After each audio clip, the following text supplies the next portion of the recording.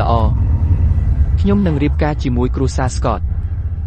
កូនស្រីដែលសន្លប់សាំងល្អណាស់កុំបារម្ភខ្ញុំនឹងមិនធ្វើឲ្យអ្នកខកចិត្តទេ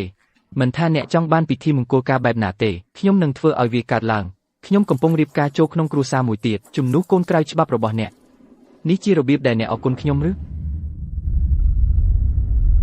សាំងអ្នកកំពុងឆ្លងដែនហើយបេនគឺជាប្អូនរបស់អ្នកគាត់មកពីម្ដាយម្នាក់ទៀត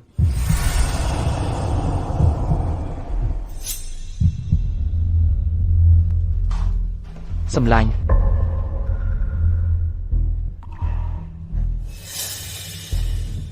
រ៉េតឆៅណាក់គ្មានខ្មោះទេសម្លាញ់ប៉ាអូនមិនអីទេខ្ញុំមិនអីទេកុំបារម្ភសម្លាញ់ខ្ញុំសុំទោសវាជាកំហុសរបស់ខ្ញុំប៉ុន្តែគាត់នៅតែជាកូនរបស់ខ្ញុំកូនប្រុសរបស់ណាក់មានខ្មោះណាក់មានអីជំនឿសម្លាញ់ម៉ាក់លោកគ្រូពេទ្យប្រពន្ធខ្ញុំមិនដែរយើងបានព្យាយាមអស់ពីសមត្ថភាពហើយ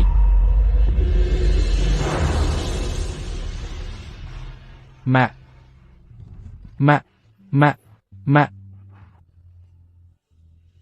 គាត់ជាលទ្ធផលនៃទំនាក់ទំនងក្រៅអាពាហ៍ពិពាហ៍របស់អ្នកខ្ញុំនឹងមិនទទួលស្គាល់គាត់ទេល្អចឹងប្រាប់ខ្ញុំមកតើអ្នកចង់បានអ្វីខ្ញុំចង់បាន$10,000 លានអី$10,000 លានអ្នកឈួតហើយមើលទៅអ្នកបានកិននាទ្រព្យសម្បត្តិរបស់ខ្ញុំហើយរឿងនោះមិនកើតឡើងទេអ្នកអាចបដិសេធបានសូម្បីតែ$10,000 លានក៏មិនគ្រប់គ្រាន់ឲ្យបិនរៀបការជាមួយស្ត្រីដែលសន្លប់ដែរចាំខ្ញុំនឹងឲ្យលុយអ្នកប៉ុន្តែខ្ញុំត្រូវការពេលខ្លះខ្ញុំនឹងឲ្យវាដល់អ្នកពេលអ្នកទៅវេលាលើសពីនេះពេលខ្ញុំនៅជាមួយគ្រួសារស្កតខ្ញុំនឹងឲ្យស៊ូយ៉តត្រូវបានផ្លាស់ប្ដូរដើម្បីការពារកូនក្រៅច្បាប់របស់អ្នកអីស៊ូយ៉តតើនាងមិនមែនជាស្ត្រីដែលអ្នកស្រឡាញ់ទេតើអ្នកប្រកាសថាចង់ឲ្យនាងទៅបេនទេបាទនាងជាស្ត្រីដែលខ្ញុំស្រឡាញ់បំផុត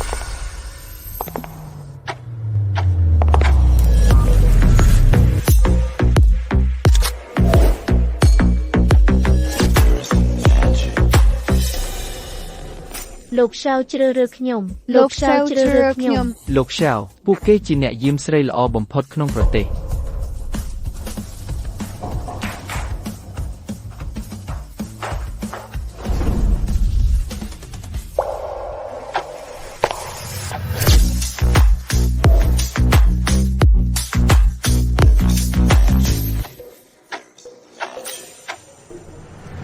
ឈប់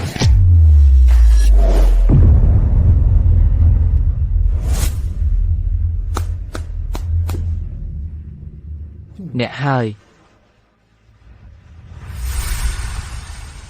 អ្វីដែលអ្នកត្រូវធ្វើគឺយល់ព្រម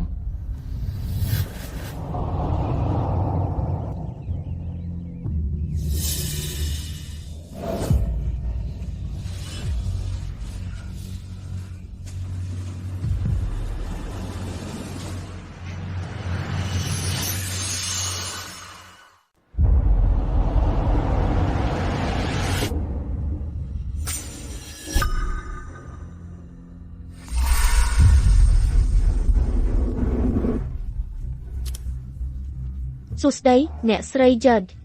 តើអ្នកឈប់ធ្វើជាអង្គរៈហើយឬនៅអ្នកជាកូនស្រីច្បងរបស់គ្រួសារយុតនៅ Kronos អ្នកអាចមានបរិះណាក៏បានដែលអ្នកចង់បានបើអ្នកចូលចិត្តបេនគ្រាន់តែយកគាត់ដោយកម្លាំងហេតុអ្វីត្រូវធុញទ្រាន់ធ្វើជាអង្គរៈរបស់បងប្រុសគាត់អ្នកមិនយល់ទេបេនជាកូនក្រៅច្បាប់គាត់មានជីវិតលំបាកហើយខ្វះសន្តិសុខក្នុងចិត្តខ្ញុំត្រូវធ្វើយឺតទើបតែពេលនោះគាត់នឹងទទួលយកខ្ញុំមនុស្សសេចចេតនាអស់សង្ឃឹមណាស់ប៉ុន្តែបងប្រុសរបស់គាត់ចែកចង់អ្នករាល់ថ្ងៃគាត់ជាតារាល្បីដែលធ្វើឲ្យអ្នករាំងស្នេហ៍ តើអ្នកមិនមានអារម្មណ៍អ្វីទេឲ្យខ្ញុំប្រាប់អ្នកសង្គមនារីជាច្រើនកំពុងសម្លឹងមើលគាត់ពួកគេស្ទើរតែចង់គេងជាមួយគាត់ខ្ញុំមិនចាប់អារម្មណ៍គាត់ទេគាត់គ្មានអ្វីប្រៀបនឹង Ben ទេ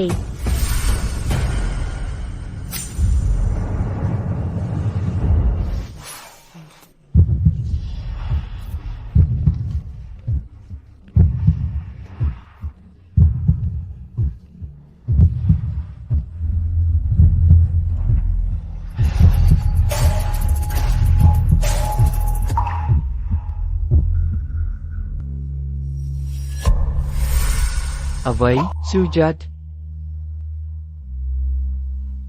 តើនាងមិនមែនជាមនុស្សស្រីដែលអ្នកស្រឡាញ់ទេតើអ្នកប្រកាសថាចង់ឲ្យនាងទៅបេនអ្នកចង់ដឹងថាហេតុអ្វីខ្ញុំបោះបង់នាងព្រោះដូចអ្នកដែរនាងចូលចិត្តបេន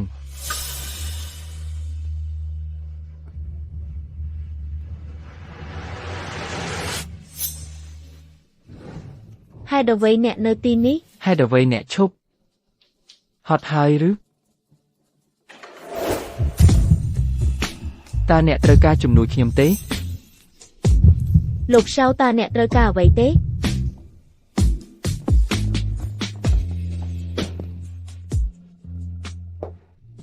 មានការដេញថ្លៃយប់នេះអ្នកនឹងទៅជាមួយខ្ញុំ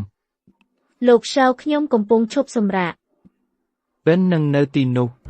ចូលព្រមខ្ញុំនឹងទៅជាមួយអ្នក ឆាប់នេះអ្នកនឹងនៅក្បែរបេន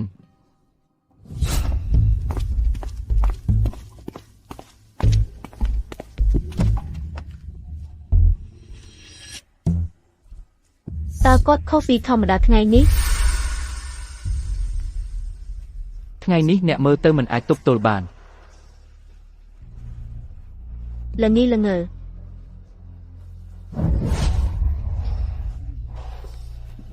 តើអ្នកអាចជួយខ្ញុំបន្តិចបានទេ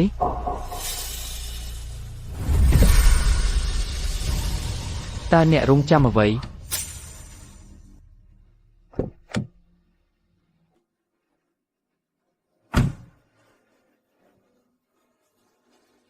តើគាត់ឈួតហើយទៅជាខ្ញុំខ្វល់ អ្នកស្រីយិតអ្នកជាកូនស្រីរបស់គ្រួសារយិតតើអ្នកអាចធ្វើជាអង្គរៈរបស់អ្នកដទៃដោយរបៀបណា អ្នកមិនយល់ទេខ្ញុំអាចចូលទៅចិត្ត Ben ដោយធ្វើជាអង្គរៈរបស់ Sam ខ្ញុំសុខចិត្តធ្វើអ្វីក៏បានដើម្បី Ben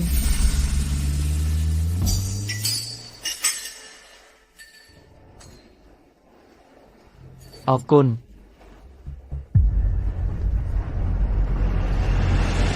Sam តើអ្នកមកទីនេះសម្រាប់ការដេញថ្លៃយូរហើយមិនបានជួបនៅឆ្ងាយ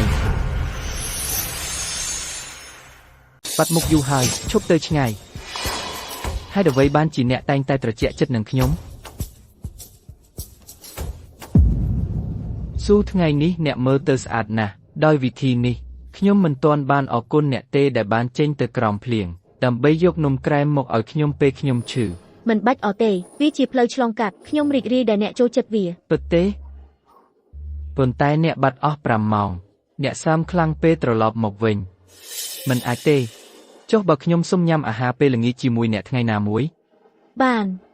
អ្វីក៏បានដែរ អូខេសាមតោះទៅជាមួយគ្នាបានទេយើងមិនស្គាល់គ្នាទេអ្នកគ្រាន់តែជាកូនរបស់ម្ចាស់ស្រីប៉ុណ្ណោះប៉ុន្តែអ្នកគិតថាខ្លួនឯងជាអ្នកស្នង សាមអ្នកពិតជាគិតថាខ្លួនឯងធំមែនទេ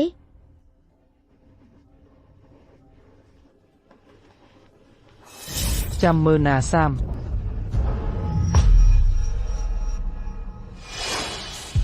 ការដេញថ្លៃចាប់ផ្ដើមជាផ្លូវការហើយវត្ថុទី1គឺខ្សែត្បូងទឹមតម្លៃចាប់ផ្ដើមគឺ$1 លាន$2 លានខ្ញុំមិនអាចទៅគ្រួសារស្កុតដោយដៃទេបានទេខ្ញុំមិនអាចពឹងលើម៉ាក់ឲ្យរៀបចំអំណោយអាពាហ៍ពិពាហ៍ឲ្យខ្ញុំបានទេ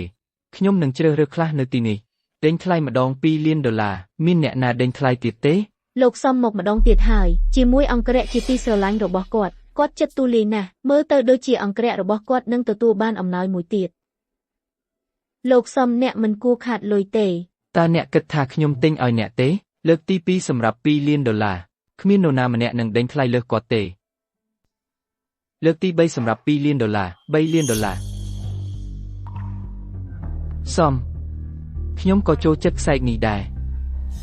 វាស័ក្តិសមនឹងស៊ូណាស់ខ្ញុំប្រកាសថាអ្នកមិនខ្វល់ទេបើឲ្យខ្ញុំយកវា$4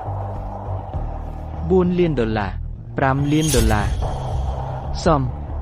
បើខ្ញុំមិនច្រឡំទេប៉ាឲ្យអ្នកតែ$200-300ក្នុងមួយខែប៉ុណ្ណោះខ្ញុំកំពុងដេញថ្លៃ$5 លានតើអ្នកចង់ដេញថ្លៃលើទេខ្ញុំមើលថាលោកម៉ាក់តែងតែពេញចិត្តលោកបែនឲ្យលុយហោប៉ៅរាប់លានដល់គាត់ខណៈពេលដែលលោកសំទទួលបានស្ទើរតែគ្មានអ្វីល្អហើយដែលអ្នកស្រីទុកមរតកឲ្យលោកសំកាលពីពេលនោះបើមិនដូច្នេះទេគាត់ក៏មិនប្រសើរជាងមនុស្សធម្មតាដែរមរតកពីម្ដាយអ្នកប្រហែលជាអស់ហើយសំអ្នកគិតថាអ្នកអាចឈ្នះខ្ញុំក្នុងបន្ទប់នេះបានទេ$10 លានអ្វី$10 លានសំតើអ្នកពិតជាមានលុយគ្រប់គ្រាន់ទេអញ្ចឹងអ្នកថាអ្នកចូលចិត្តវាដេញថ្លៃឡើងមើលទៅដូចជាលោកសំកំពុងរឹងរូសដោយចេតនាលោកបែនតើអ្នកចង់បន្តដេញថ្លៃទេតើអ្នកមិនអាចចេញ$10 លានទេខ្ញុំបើគ្មានការដេញថ្លៃទៀតទេវត្ថុនេះនឹងទៅលោកសំសោះឈប់សិន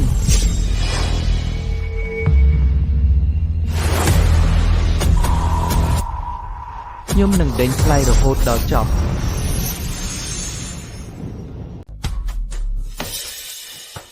ខ្ញុំកំពុងដេញថ្លៃរហូតដល់ទីបញ្ចប់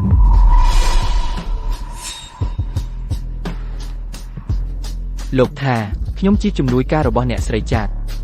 តបានណែនាំខ្ញុំឲ្យដេញថ្លៃខ្សែកនេះថ្វាយលោកបេងព្រោះគាត់ចាប់អារម្មណ៍នឹងវាអីអ្នកស្រីចាតតើនាងជាអ្នកស្នងតំណែងតែមួយគត់នៃគ្រួសារចាតនៅសូណូតាមពិតនាងកំពុងដេញថ្លៃឲ្យគាត់អញព្រះអើយតើអ្នកស្រីចាតចាប់អារម្មណ៍នឹងបេងឥឡូវបេនបានការគាំទ្រពីអ្នកស្រីចាតវាហាក់ដូចជាសំនឹងលេងជាអ្នកស្នងតំណែងទៀតហើយ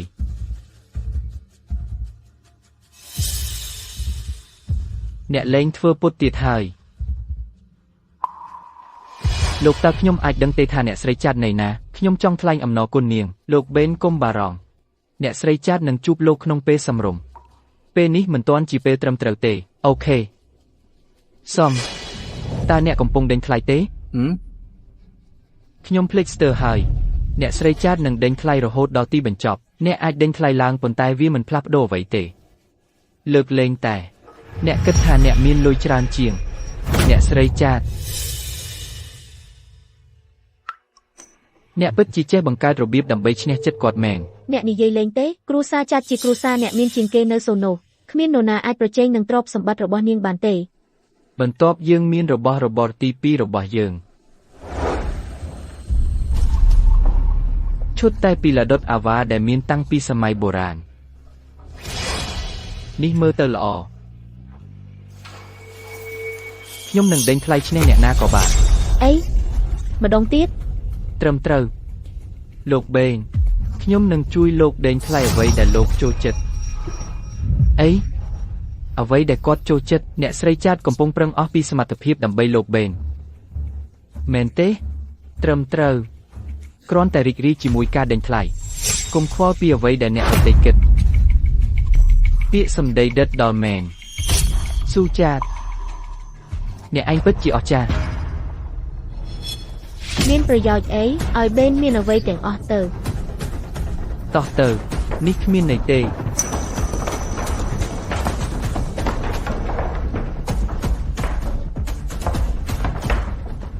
សំអ្នកមិនអាចប្រជែងជាមួយខ្ញុំបានទេនៅផ្ទះប៉ាគាំទ្រខ្ញុំនៅខាងក្រៅអ្នកស្រីចាស់ក៏ការពារខ្ញុំដែរទៅក្លឹប Sky បាទលោកសែមឯងទៅក្លឹបទេអាចនាំខ្ញុំទៅជាមួយបានទេខ្ញុំមិនដែលទៅទីនោះពីមុនទេ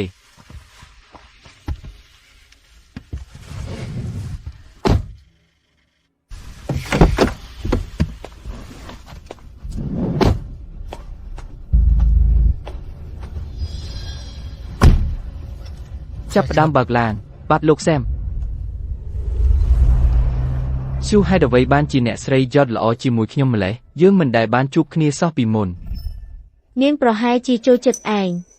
និយាយលេងខ្ញុំមែននាងមិនដែលចូលចិត្តបុរសធម្មតាដូចខ្ញុំទេលោកបេនអ្នកជាមនុស្សល្អគ្មានអ្នកណាមិនចូលចិត្តអ្នកទេអញ្ចឹងឯងចូលចិត្តខ្ញុំទេនេះជាឡានខ្ញុំអ្នកទាំងពីរចេញទៅសែមសុំទោសខ្ញុំរំខានឯងទេសូមកុំដេញខ្ញុំចេញ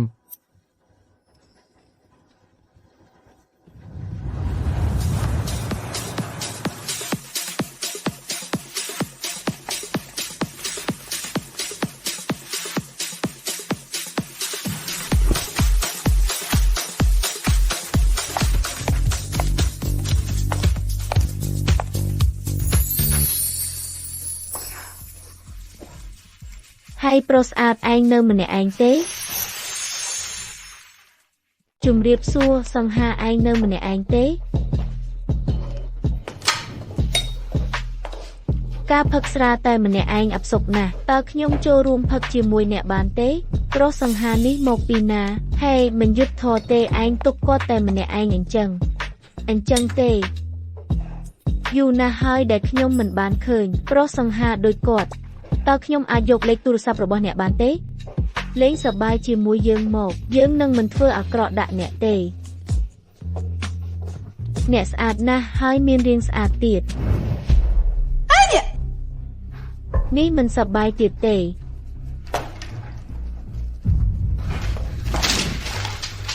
ឈប់ធ្វើមុខរឹងរូសទៅណែងតម្លៃមកឯងដឹងទេថាយើងជាអ្នកណាចាត់ទុកខ្លួនឯងថាមានសំណាងហើយដែលយើងចាប់អារម្មណ៍ពិតប្រាកដបម្រើយើងឲ្យបានល្អហើយរបស់ទាំងអស់នេះនឹងក្លាយជារបស់អ្នក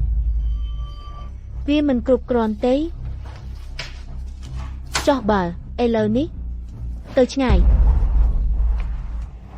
ឯងថាឲ្យខ្ញុំទៅឆ្ងាយឬឯងជាអ្នកណាខ្ញុំនឹងនិយាយម្ដងទៀតទៅឆ្ងាយមិនបាច់តោះទៅខ្ញុំយល់ហើយអ្នកមានគេហើយចុះហេតុអីក៏ធ្វើពុត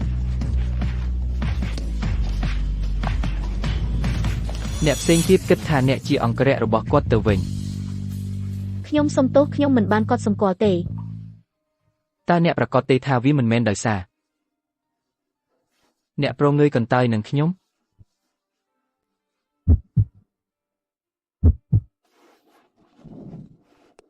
អ្នកស្រវឹងហើយ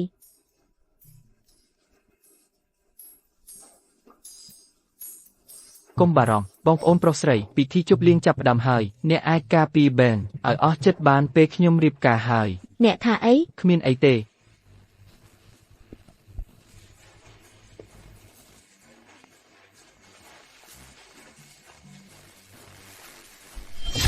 លោកសាមជឿមករំប្រយ័ត្ន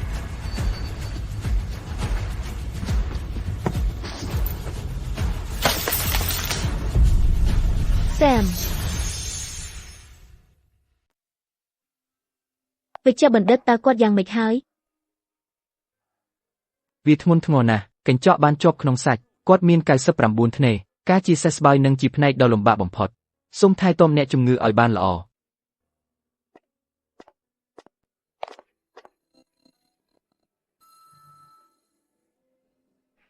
លោកឆៅខ្ញុំសុំទោសជឿ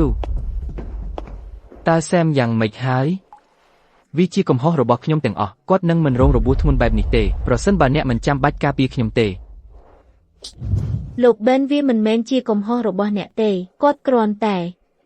សំណាងអាក្រក់ជឿអ្នកគឺជាអង្គរៈរបស់សែមអ្នកគួរតែការពារគាត់ជំនួសខ្ញុំលោកបេនកុំបន្ទោសខ្លួនឯងទោះបីជាខ្ញុំត្រូវធ្វើវាម្ដងទៀតក៏ដោយខ្ញុំនៅតែជ្រើសរើសការពារអ្នកជាមុនសិនជឿហេតុអ្វីបានជាអ្នកល្អជាមួយខ្ញុំម្លេះព្រោះខ្ញុំចូលចិត្តសែមអ្នកភ្ញាក់ហើយចេញទៅសែមប្រសិនបើការមិនឃើញខ្ញុំធ្វើឲ្យអ្នកមានអារម្មណ៍ល្អខ្ញុំនឹងចាក់ចេញឥឡូវនេះ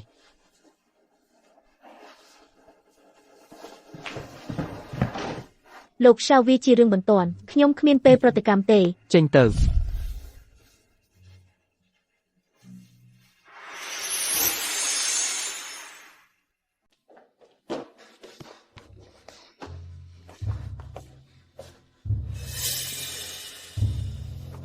ដោះលែងខ្ញុំ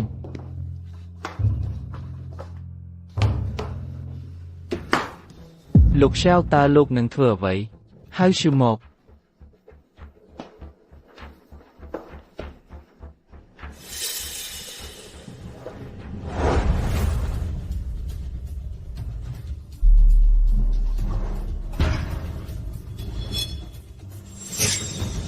លោកជង្គង់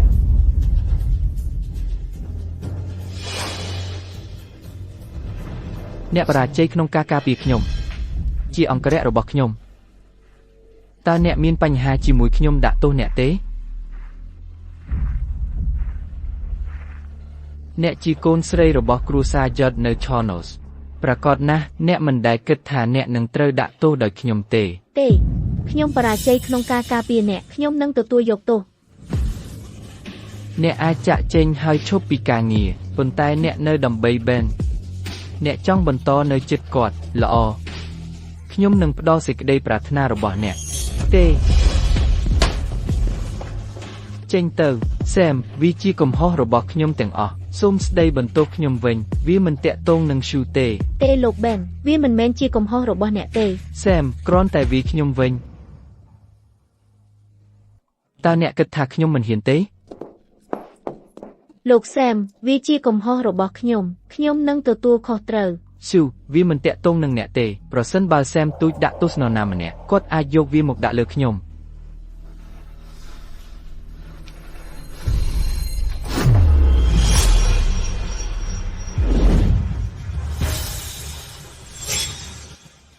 ទេ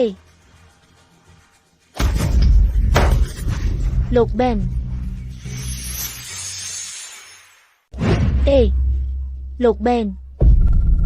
ហេតុអ្វីបានជាលោកការពារខ្ញុំ ស៊ូដរាបណាអ្នកមិនអីខ្ញុំសម្រាលទុកហើយ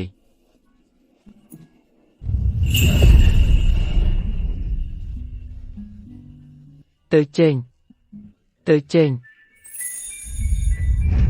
លោក Ben យើងនឹងចាក់ចេញជាមួយគ្នា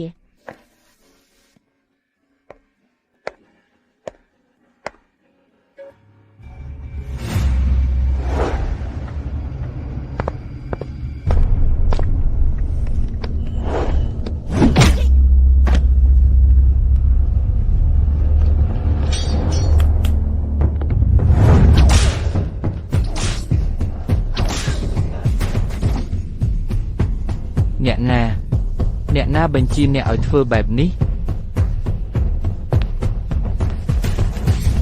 ចាំទេកុំទៅប៉ះពាល់មនុស្សខុស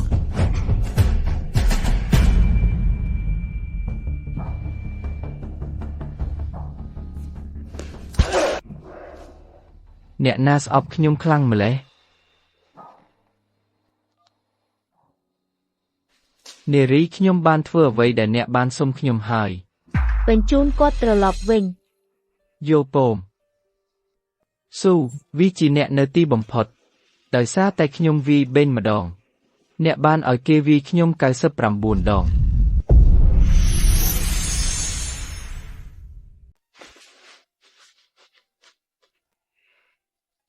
គាត់ស្អាតណាស់តែត្រូវគេវាយរបួសអាណិតណាស់មិនតែប៉ុណ្ណោះគាត់គ្មានអ្នកមកលេងទេទោះបីនៅទីនេះច្រើនថ្ងៃហើយតើគ្រួសារគាត់មិនបារម្ភពីរបួសគាត់ទេមើលលោក Ben នៅបន្ទប់ក្បែរនោះទៅគាត់មានរបួសតិចតួចតែនៅបន្ទប់ពិសេសមិត្តស្រីគាត់ថែទាំគាត់ពេញម៉ោងទៅ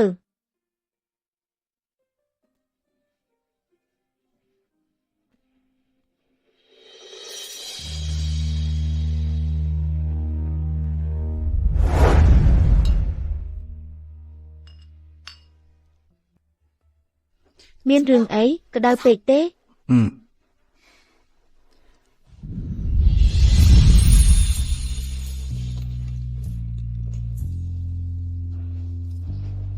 ស៊ូអ្នកល្អជាមួយខ្ញុំណាស់អ្នករងរបួសដោយសារខ្ញុំច្បាស់ណាស់ខ្ញុំនឹងថែអ្នកឲ្យល្អ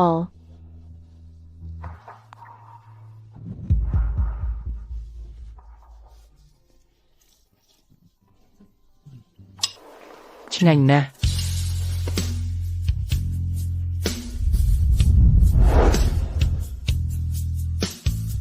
ហេតុអីចិត្តខ្ញុំនៅឈឺដដែលខ្ញុំសម្រេចចិត្តហើយថាឈប់ស្រឡាញ់នាង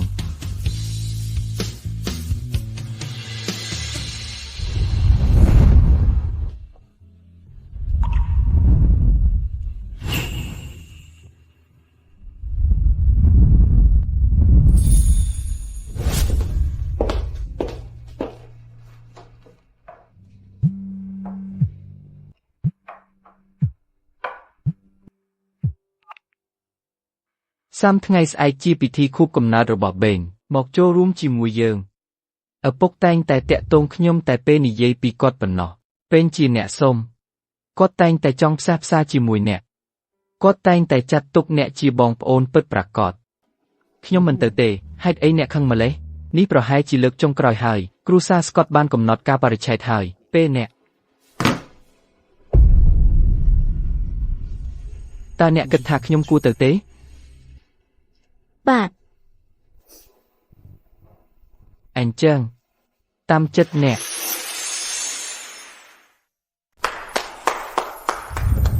ឪពុក Ben រីករាយថ្ងៃកំណើតខ្ញុំបានរៀបចំអំណោយទាំងនេះសម្រាប់អ្នកតើអ្នកចូលចិត្តវាទេ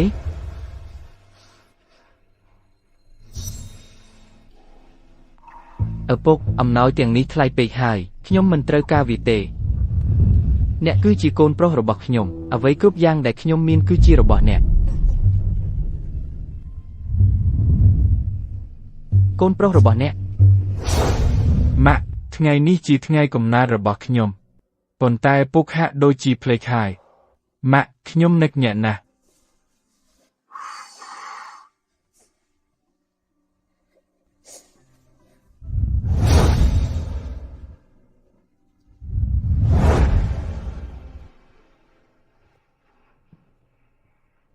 លោក Ben រីករាយថ្ងៃកំណើតអរគុណស៊ូបែននៅទីនេះមាននារីច្រើនណាស់តែពុករបស់អ្នកកំពុងព្យាយាមរីកាណាស់Benបានភ្ជាប់ពាក់ព័ន្ធជាមួយកញ្ញាស្កតជាយូរមកហើយតើអ្នកមានន័យថាការភ្ជាប់ពាក់ព័ន្ធនោះទេវាបានដាច់រលាត់ជាយូរមកហើយពិតមែនទេបែនសូមអរសាទរខ្ញុំបានថាកញ្ញាស្កតស្ថិតក្នុងស្ថានភាពសន្លប់បានអ្នកពិតជារៀបការជាមួយនាងអ្នកនឹងមិនខុសពីស្វ័យមីរបស់មនុស្សស្លាប់ទេខ្ញុំដឹងហើយស្ត្រីដែលសក្តិសមនឹងបែនត្រូវតែពូកែពិសេសDan ប្រាប់យើងផងតើអ្នកចូលចិត្តស្ត្រីបែបណាទី1នាងត្រូវតែស្រឡាញ់ខ្ញុំគ្រប់គ្រាន់ដើម្បីចាក់សាក់ឈ្មោះខ្ញុំលើទ្រូងរបស់នាងទី2ខ្ញុំបានឮថាមានផ្កាកុលាបកំមកតែរីកកម្ដងរាល់100ឆ្នាំនៅច្រាំងថ្មចាមខ្ញុំចង់ឲ្យនាងយកវាមកឲ្យខ្ញុំទី3កញ្ញាយ៉ចបានមកជាមួយអំណោយនាងសូមជូនពរលោក Ben រីករាយថ្ងៃកំណើតអ្នកស្រីជូតបានមកជាមួយអំណោយនាងជូនពរលោក Ben រីករាយថ្ងៃកំណើតអ្នកស្រីជូតខ្ញុំបានណែថានាងបានជួយលោក Ben ឲ្យដេញថ្លៃនៅក្នុងការដេញថ្លៃឥឡូវនេះនាងបាននាំអំណោយឲ្យគាត់មើលទៅនាងពិតជាចូលចិត្តគាត់មែនលោក Ben នេះគឺជាអំណោយពីអ្នកស្រីជូតខ្ញុំសង្ឃឹមថាលោកចូលចិត្តវានាឡិកាពេជ្រពណ៌ផ្កាឈូកដ៏កម្រមានតម្លៃ$50 លានគំនូរប្រេងបុរាណមួយមានតម្លៃ$1000 លានកោះឯកជនមួយមានតម្លៃ$2000 លានមិនអាចទេតែពូវាមកពីអ្នកស្រីជូតមែនទេពូវាជាកំណត់ថ្លៃលើសម្លាយគ្រូសាជូតដឹងពីរបៀបចំណាយយ៉ាងប្រណិតលោក Ben តើលោកចូលចិត្តអំណោយទេពិតណាស់ពួកវាមកពីអ្នកស្រីជូតតើអាចមិនចូលចិត្តវាដោយរបៀបណាទៅមើលទៅ Ben ហ៊ីបនឹងរៀបការជាមួយអ្នកមានពិតមែន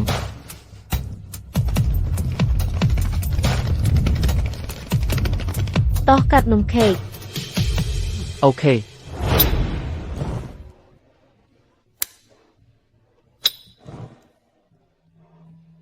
សាមហេតុអ្វីអ្នកនៅទីនេះតែម្នាក់ឯង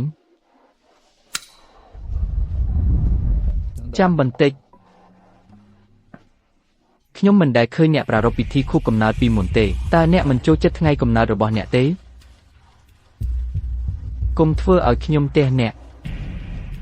ខ្ញុំបានឮពីប៉ាថាអ្នកហ៊ីបនឹងរៀបការជាមួយកូនស្រីដែលសន្លប់របស់គ្រូសាស្កតគួរឲ្យអាណិតណាស់ម្ដាយរបស់អ្នកមិនអាចឈ្នះម្ដាយខ្ញុំទេឥឡូវនេះអ្នកក៏ដូចគ្នាដែរនិយាយម្ដងទៀតមកខ្ញុំកំពុងនិយាយថាម្ដាយអ្នកសុំនឹងស្លាប់តាំងពីនៅក្មេងសាមខ្ញុំដឹងថាអ្នកមិនចូលចិត្តខ្ញុំទេមិនអីទេខ្ញុំអាចចាក់ចេញបានប៉ុន្តែហេតុអ្វីអ្នកត្រូវទេខ្ញុំតើអ្នកកំពុងធ្វើអ្វីអ្នកកំពុងធ្វើអីBenឯងមិនអីទេខ្ញុំមិនអីទេឯងគ្មានសុជីវធម៌ទេBenអញ្ជើញឯងដោយចិត្តល្អតែឯងទេគាត់ប៉ាវាមិនមែនកំហុសរបស់ Sam ទេខ្ញុំនិយាយខុសនោះហើយជាមូលហេតុដែលគាត់វាយខ្ញុំលោក Ben ហេតុអ្វីឯងនៅតែការពារគាត់លោក Ben បានរាប់អានយ៉ាងល្អអស់ប៉ុន្មានឆ្នាំនេះ แต่นี่คือระเบียบដែលឯងសង្គមកត់ឯងគួរគិតពេកហើយថ្ងៃនេះជីកនៃកំណត់របស់គាត់ ម្ដាយគាត់ស្លាប់តាំងពីគាត់នៅតូចគាត់ធំឡើងដោយគ្មានម្ដាយនោះហើយជាមូលហេតុដែលគាត់ចិត្តចង្អៀតព្រោះអ្នកទាំងអស់គ្នាថាខ្ញុំទេគាត់ដូច្នេះមើលឲ្យច្បាស់ខ្ញុំទើបតែទេគាត់ឥឡូវនេះទេសែមមកវិញឥឡូវនេះ លោកសែមហេតុអ្វីបានជាឯងធ្វើបែបនេះចំពោះលោកប៊ែន អញ្ចឹងខ្ញុំទេគាត់ម្ដងឯងនឹងទេខ្ញុំ99ដងឬ ខ្ញុំមិនយល់ពីអ្វីដែលឯងនិយាយទេតើគាត់ដឹងពីអ្វីដែលកើតឡើងហើយឬប៉ុន្តែគេដោះស្រាយដោយសម្ងាត់ណាស់លោកសែមហេតុអ្វីបានជាឯងតែងតែគំរាមលោកប៊ែនឯងមានអ្វីទាំងអស់ហើយ តើខ្ញុំមានអីពេលគាត់មកម្ដាយខ្ញុំស្លាប់ពេលសម្រាលកូនគាត់យកបន្ទប់ខ្ញុំរបស់លេងខ្ញុំលុយហោប៉ៅខ្ញុំនិងឱកាសរៀននៅបរទេសរបស់ខ្ញុំគាត់យកអ្វីទាំងអស់ ប៉ុន្តែខ្ញុំមើលថាលោកប៊ែនជាអ្នកដែលមានជីវិតលំបាកលោកសែមខ្ញុំចង់ឈប់សម្រាក 2-3 ថ្ងៃ ចុះ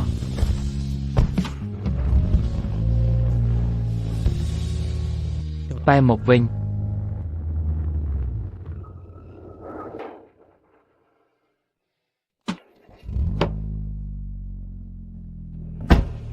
តាមនាង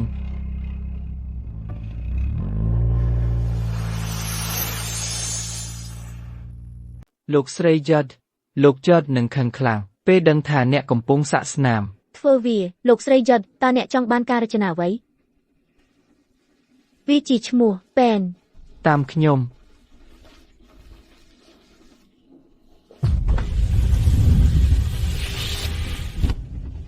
លោកស្រី Judd តើយើងទៅផ្ទះទេ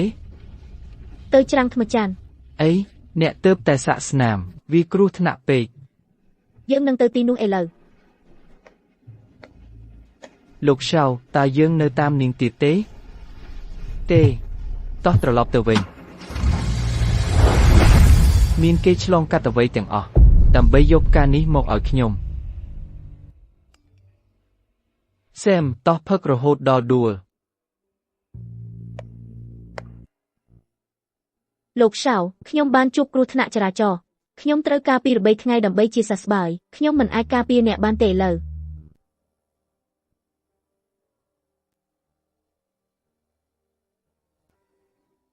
គ្រោះថ្នាក់ចរាចរណ៍ច្បាស់ណាស់ថាអ្នកបានវាពីការឡើងភ្នំអូខេ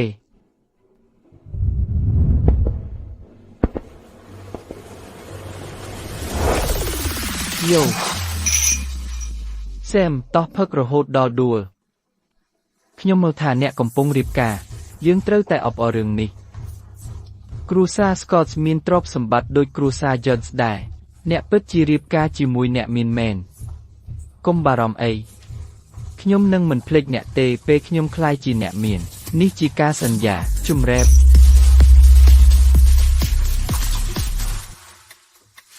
ខ្ញុំត្រូវតែនិយាយរឿងនេះឪពុកអ្នកជាមនុស្សអាក្រក់ណាស់ពិតប្រាកដណាស់កុំភ្លេចប៊ែនអីគ្រាន់តែនិយាយមកខ្ញុំនឹងបង្រៀនគាត់មេរៀនមួយចំនួនអ្នកបាទយើងនឹងដាក់ទោសគាត់មិនបាច់ទេពេលខ្ញុំរៀបការហើយពួកគេមិនមានអ្វីពាក់ព័ន្ធនឹងខ្ញុំទៀតទេទៅវិញបើអ្នកសួរខ្ញុំមានប្រពន្ធសន្លប់ក៏មិនអាក្រក់ប៉ុន្មានដែរយ៉ាងហោចណាស់នាងមិនក្បត់អ្នកទេបាទ លោកឆៅតើផ្កានេះពិបាករកមែនទេ ពិតប្រាកដណាស់ច្រាំងថ្មព្រះច័ន្ទគ្រោះថ្នាក់ណាស់សូម្បីតែអ្នកឡើងភ្នំអាជីពក៏មិនហ៊ានទៅទីនោះដែរអង្គរៈស្អាតរបស់បងប្រុសអ្នកពិតជាចូលចិត្តអ្នកមែននាងប្រថុយជីវិតដើម្បីអ្នកអង្គរៈដូចនាងមិនសមនឹងខ្ញុំទេសូម្បីតែអ្នកស្រី Judd ក៏ចូលចិត្តខ្ញុំដែរប៉ុន្តែ Shoe ស្អាតណាស់ខ្ញុំមិនខ្វល់ទេពេលខ្លះលេងសប្បាយជាមួយនាង លោកឆៅអ្នកឆ្លើយណាស់ លោកឆៅតើអ្នកមិនខ្លាចនាងដឹងទេអី អីខ្លះខ្ញុំគ្រាន់តែបង្ហាញស្នេហាបន្តិចដល់នាងនាងនឹងលះបង់ទាំងស្រុងសែមបងប្រុសអ្នកឆ្លើយណាស់តើអ្នកប្រាប់អង្គរៈរបស់អ្នកទេ នាងសុំវាដោយខ្លួនឯងទៅវិញ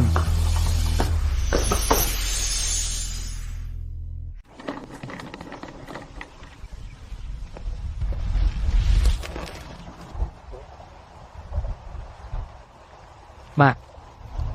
ខ្ញុំអាចចាក់ចេញពីគ្រួសារនេះហើយមិត្តភក្តិរបស់ខ្ញុំនិយាយត្រូវរៀបការជាមួយស្ត្រីដែលសន្លប់មិនមែនអាក្រក់ទេយ៉ាងហោចណាស់នាងនឹងមិនក្បត់ខ្ញុំទេម៉ាក់អ្នកមិនចាំបាច់បារម្ភពីខ្ញុំទៀតទេខ្ញុំនឹងរស់នៅបានល្អ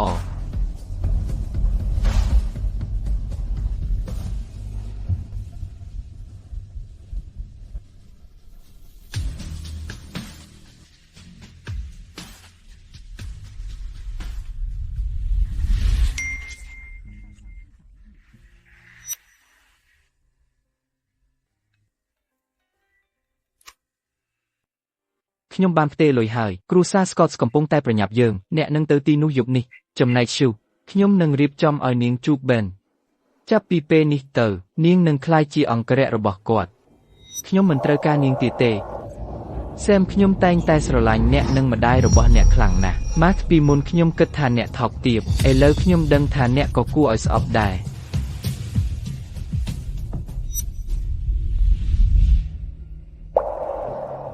លោកឆៅលោកទៅណាខ្ញុំមិនចាំបាច់ប្រាប់អ្នកពីកន្លែងខ្ញុំទេខ្ញុំនឹងទៅជាមួយលោកមិនបាច់ទេអ្នកមានកិច្ចការផ្សេងទៀតតើអ្វីទិញដើមទ្រូងដុតមួយថងហើយយកទៅឲ្យបេនហេតុអ្វីអ្នកនឹងដឹងឆាប់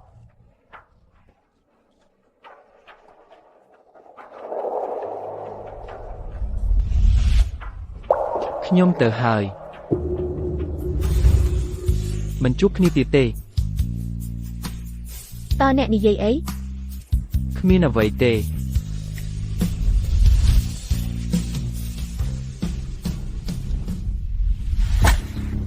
ទៅប្រលានយន្តហោះ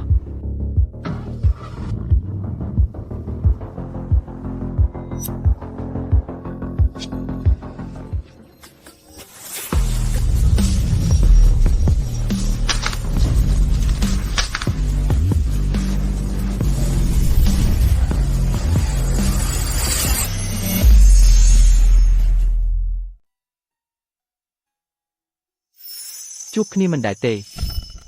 តើអ្នកនិយាយអ្វីតើគាត់ទៅតែនិយាយអ្វីហេតុអ្វីបានជាខ្ញុំមានអារម្មណ៍ទេដូចនេះតើវាមកពីសាក់ទេភ្លេចវាចោលពេលចូលចិត្តញ៉ាំផ្លែទ្រូងគាត់ប្រកាសជាសប្បាយចិត្តអ្វី$10,000 លានប៉ាឈួតហើយខ្ញុំគ្មានជំរឿទេខ្ញុំមិនអាចធ្វើឲ្យគ្រួសារស្កុតអាអន់ចិត្តបានទេម្នាក់ក្នុងចំណោមអ្នកត្រូវតែរៀបការចូលគ្រួសារពួកគេប្រសិនបើវាត្រូវតែជាគាត់ខ្ញុំត្រូវតែយល់ព្រមតាមលក្ខខណ្ឌរបស់គាត់ប៉ាវាជា$10,000 លានប៉ាបានឲ្យគាត់គ្រប់យ៉ាងចំណែកខ្ញុំវិញនៅទីណាមានជីវិតទីនោះមានសង្ឃឹមម្យ៉ាងទៀតអ្នកបានតាក់ទាញចំណាប់អារម្មណ៍របស់កញ្ញាជូតរួចហើយហេតុអ្វីត្រូវខ្វល់ពីលុយ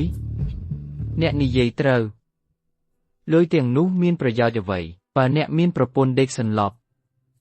ខ្ញុំហៀបនឹងក្លាយជាកូនប្រសាររបស់គ្រួសារជូតហើយ$10,000 លានតូចតាចគ្មានន័យអ្វីសម្រាប់ខ្ញុំទេ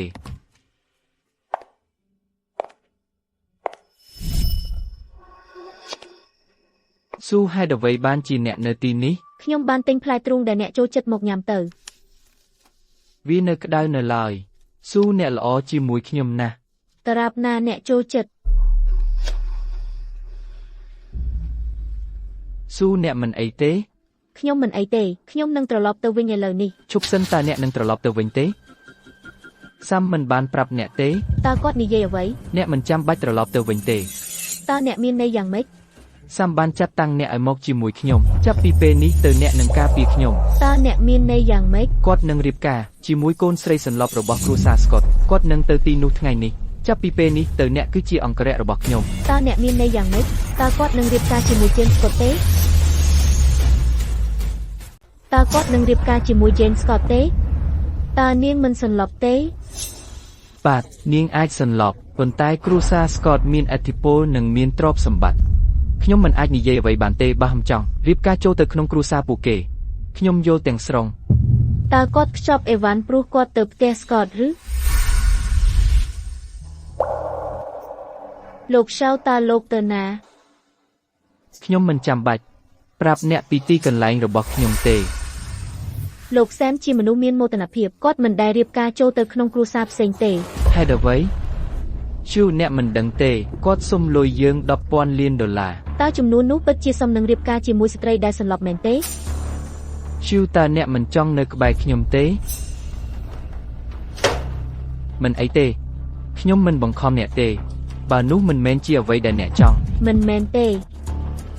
វាជាកិត្តិយសរបស់ខ្ញុំដែលបានការពារលោក ពិតទេល្អណាស់ឈូតោះចេញទៅឥឡូវនេះឈូតើអ្នកមិនស្រួលទេយើងមិនចាំបាច់ចេញទៅទេ ឥឡូវនេះខ្ញុំអាចការពារបេនបានហើយប៉ុន្តែហេតុអ្វីបេះដូងខ្ញុំមានអារម្មណ៍ធ្ងន់ម្ល៉េះវាមិនអីទេតោះទៅ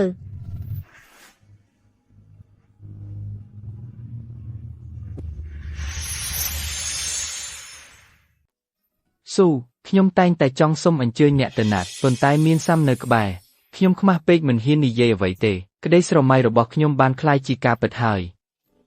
អ្វីក៏ដោយដែលអ្នកចង់ធ្វើខ្ញុំនឹងនៅទីនេះជាមួយអ្នក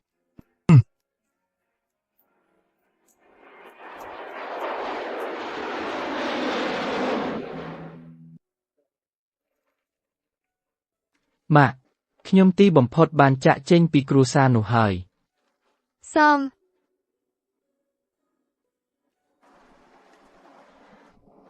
Napatia. Sording ng mak robot na. សាមស្វាគមន៍មកផ្ទះវិញ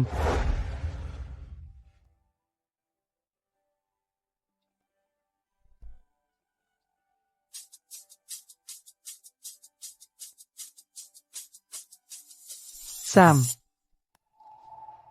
ប្រសិនបើអ្នកមិនចង់នៅជាមួយជានទេកុំបារម្ភយើងនឹងមិនបង្ខំអ្នកទេ Yung do. ទេខ្ញុំចង់សាមចាប់ពីថ្ងៃនេះទៅមិនថាជេនភ្ញាក់ឬមិនភ្ញាក់អ្នកគឺជាអ្នកស្នងមរតករបស់គ្រួសារស្កត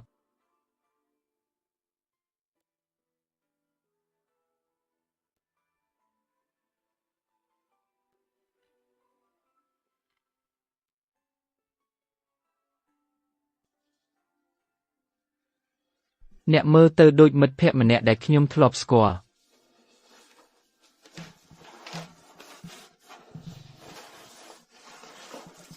ចាប់ពីពេលនេះទៅខ្ញុំនឹងថែរក្សាអ្នក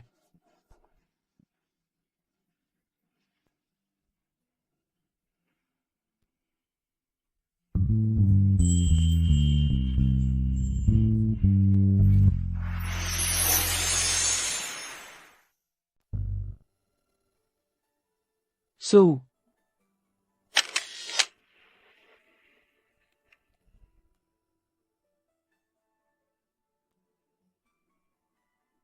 ស៊ូអ្នកត្រូវតែញ៉ាំដូចនេះ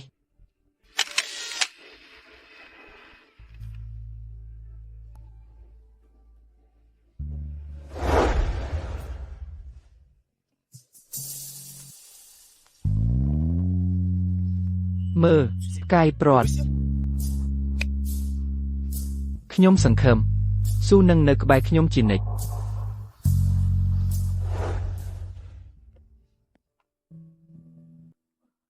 មានរឿងអី ខ្ញុំមិនអាចដើរទៀតទេ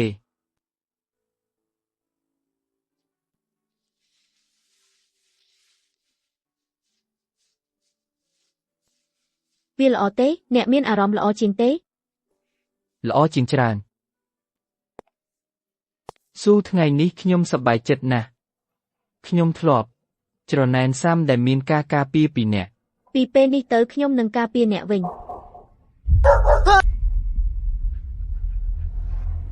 ឆ្កែនេះលេចមុខមកភ្លាមវាធ្វើឲ្យខ្ញុំភ័យ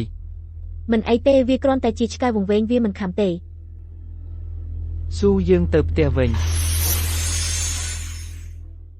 ស៊ូឯងឈួតឬគ្រាន់តែបេនចង់ញ៉ាំនំពីទីក្រុងផ្សេងឯងបើកឡាន200ម៉ាយនៅម៉ោង3ព្រឹកទៅយកឲ្យគាត់ពេលគាត់ថាគាត់ដើរមិនកើតឯងម៉ាសាជើងគាត់នៅទីសាធារណៈឯងមិនមែនអង្គរៈគាត់ទេឯងដូចជាអ្នកមើលថែគាត់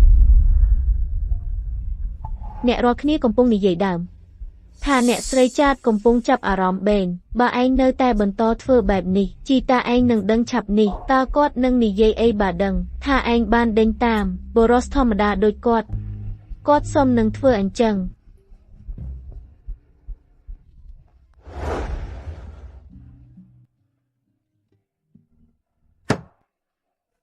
ស៊ូមើលអ្នកស្រីចាតបានឲ្យខ្ញុំឡានស្ពណ៌ការដែលមានកំណត់ហេតុអីនាងល្អជាមួយខ្ញុំម្លេះព្រោះឯងគួរឲ្យចូលចិត្តស៊ូបើឯងមិនសប្បាយចិត្តខ្ញុំនឹងប្រគល់អំណោយវិញហេតុអីឯងធ្វើអញ្ចឹងឯងមិនចូលចិត្តវាទេចូលចិត្តប៉ុន្តែខ្ញុំមិនចង់ឲ្យឯងមិនសប្បាយចិត្តដោយសាររឿងនេះទេខ្ញុំមិនមែនទេអញ្ចឹងទេ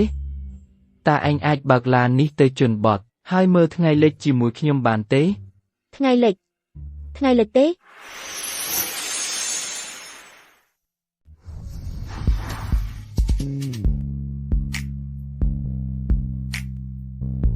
ស៊ូខ្ញុំហៅថាការមើលថ្ងៃលិចជាមួយមនុស្សជាទីស្រឡាញ់ធ្វើឲ្យអ្នកសប្បាយចិត្តពិតឬបាទលោកឆៅហេតុអ្វីបានជានាំខ្ញុំមកទីនេះមើល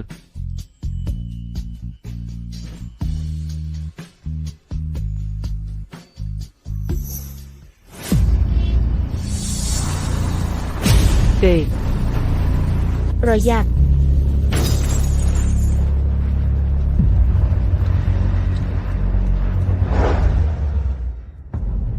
ស៊ូឯងមិនអីទេឯងធ្វើឲ្យខ្ញុំភ័យលោកឆៅស៊ូ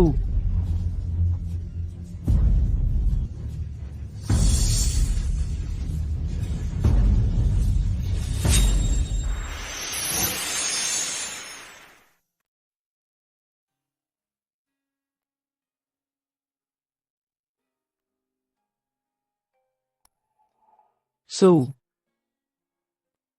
អ្នកភ្ញាក់ហើយអ្នកធ្វើឲ្យខ្ញុំភ័យខ្ញុំគិតថាអ្នកបានបោះបង់ខ្ញុំមិនដែលធ្វើបែបនោះទេលោកសៅអ្នកមិនអីទេខ្ញុំមិនអីទេគ្រូពេទ្យបាននិយាយថាអ្នកបានការពារខ្ញុំនៅពេលដ៏សំខាន់បំផុតបើមិនដូច្នោះទេខ្ញុំអាចនឹងស៊ូហេតុអ្វីបានជាអ្នកល្ងងម្លេះអ្នកមិនចាំបាច់រងរបួសទេប៉ុន្តែអ្នកធ្វើវាដើម្បីខ្ញុំគុំយំលោកសៅវាជាអ្វីដែលខ្ញុំគួរធ្វើស៊ូឯងពិតជាល្អជាមួយខ្ញុំឯងជាអង្គរៈរបស់សាមប៉ុន្តែឯងបានការពារខ្ញុំដោយសម្ងាត់ខ្ញុំបានធ្វើអញ្ចឹងទេឯងភ្លេចហើយឬពេលខ្ញុំឈឺឯងចេញទៅក្រោមភ្លៀងដើម្បីទិញនំខេកក្រែមពងមាន់ឲ្យខ្ញុំឆ្នាំមុននៅថ្ងៃកំណើតខ្ញុំចង់បានរង្វាន់ជើងឯករ៉ាលីឯងប្រឹងអស់ពីសមត្ថភាពហើយទៅប្រកួតអ្វីដែលប៉ះចិត្តខ្ញុំបំផុតគឺផ្កានៅលើច្រាំងថ្មចានវាជាកន្លែងគ្រោះថ្នាក់ប៉ុន្តែឯងប្រថុយជីវិតដើម្បីរើសវាឲ្យខ្ញុំនោះហើយជាមូលហេតុខ្ញុំឆ្ងល់ថាហេតុអ្វីឯងល្អជាមួយខ្ញុំម្លេះព្រោះខ្ញុំស៊ូឯងមានរឿងអីពេលនៅពីមុខឯងហេតុអីឯងមិនប្រាប់គាត់ថាឯងចូលចិត្តគាត់ស៊ូឯងហត់ទេឯងទំនេរ3ថ្ងៃទៀត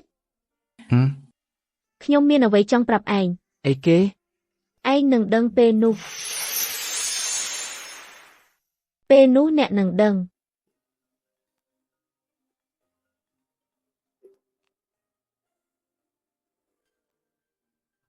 មិនអីទេសម្រាប់បន្តិចខ្ញុំនឹងមកលេងអ្នកម្ដងទៀតពេន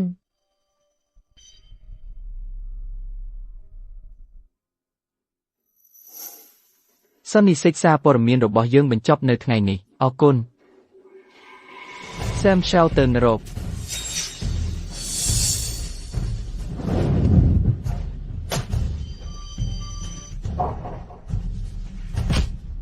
អូព្រះជាម្ចាស់គាត់មានកាំបិតស៊ូអ្នកណាឲ្យអ្នកយកកាំបិតមកជំនួសខ្ញុំស៊ូទេ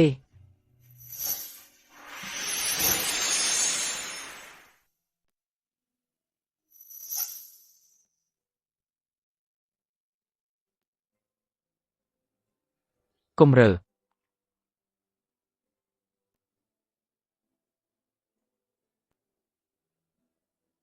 អ្នកជាអង្គរៈរបស់ខ្ញុំជីវិតខ្ញុំសំខាន់ប៉ុន្តែជីវិតអ្នកក៏សំខាន់ដែរ ហេតុអ្វីខ្ញុំគិតពីរឿងនេះយ៉ាងណាក៏គាត់រៀបការជាមួយអ្នកជំងឺសន្លប់នោះឥឡូវខ្ញុំអាចនៅជាមួយបេនបានហើយនោះហើយជាអ្វីដែលសំខាន់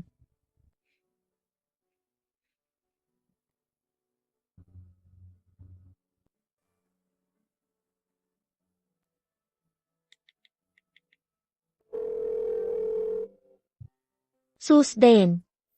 ខ្ញុំទៅតែទទួលដំណឹងពីអ្នកមិនអីទេខ្ញុំមើលថាអ្នកជួបគ្រោះថ្នាក់ចរាចរណ៍អែនជួយកក់កន្លែងមួយឲ្យខ្ញុំចង់បានសួនច្បារស្អាតបន្ទាប់មកជួលវង់ភ្លេងស៊ីមហ្វូនីនិងរៀបចំការបង្ហាញយន្តហោះគ្មានមនុស្សបើករៀបចំរថយន្តស្ពណ៌កំណត់បរិមាណផងទាំងអស់នេះសម្រាប់អ្វីខ្ញុំហ៊ាននឹងសារភាពស្នេហាអ្វីអីសួរឯងឈួតហើយឯងចំណាយច្រើនណាស់សម្រាប់ការសារភាពឯងច្បាស់ជាលងស្នេហ៍ហើយឯងនឹងធ្វើឲ្យគាត់ខូចនៅពេលអនាគតខ្ញុំមិនយល់ទេតើមានអ្វីអំពីបេនតែធ្វើឲ្យឯងចូលចិត្តគាត់ខ្លាំងម្ល៉េះប្រហែលជាស្នេហ៍នៅឃើញមុខដំបូង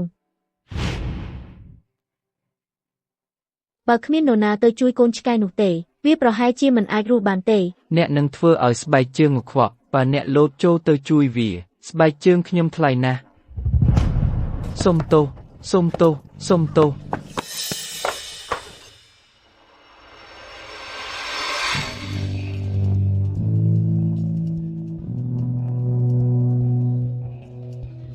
អ្នកនោះជានរណាគាត់ឈួតទេគាត់លោតពីកម្ពស់នោះវាគ្រាន់តែជាឆ្កែមួយទេបើវាស្លាប់ក៏ស្លាប់ទៅឯងមិនអីទេតោះឡើងទៅ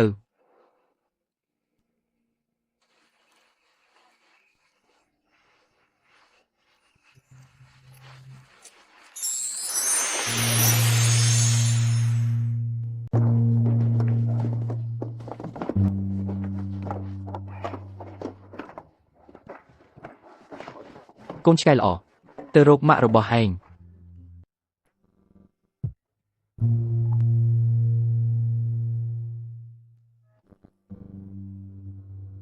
ចូលព្រម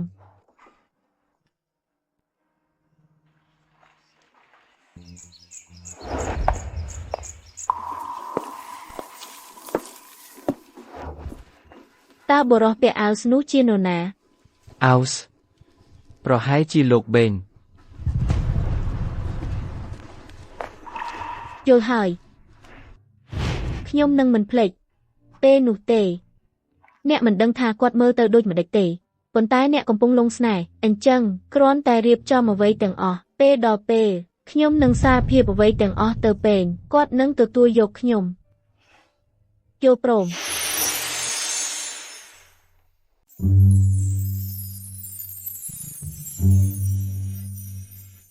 ប្រយ័ត្នខ្ញុំបានយកផ្កាកុលាបទាំងនេះទៅជញ្ជូនពីក្រៅប្រទេស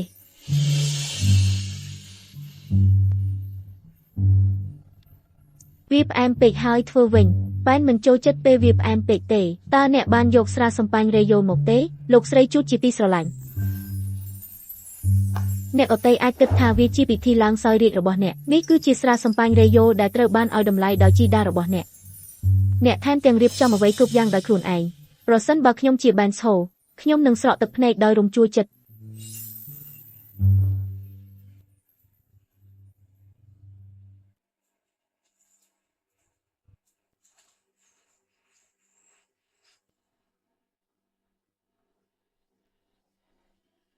ស៊ូតើអ្នកមិនគួរជួបគាត់នៅម៉ោង 10:30 ព្រឹកទេឥឡូវជិតដល់ម៉ោង 12:30 រសៀលហើយ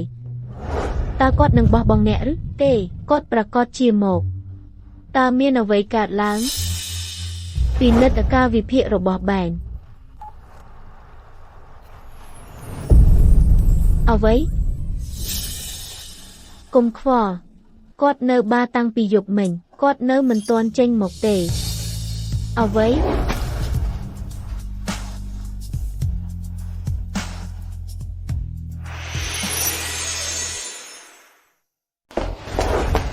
លោកស្រីនេះជារបារសម្រាប់សមាជិកតែប៉ុណ្ណោះសូមបង្ហាញសមាជិកភាពរបស់អ្នកចេញទៅ ការភ្នែកឬនេះគឺអ្នកស្រីជេតរើចេញ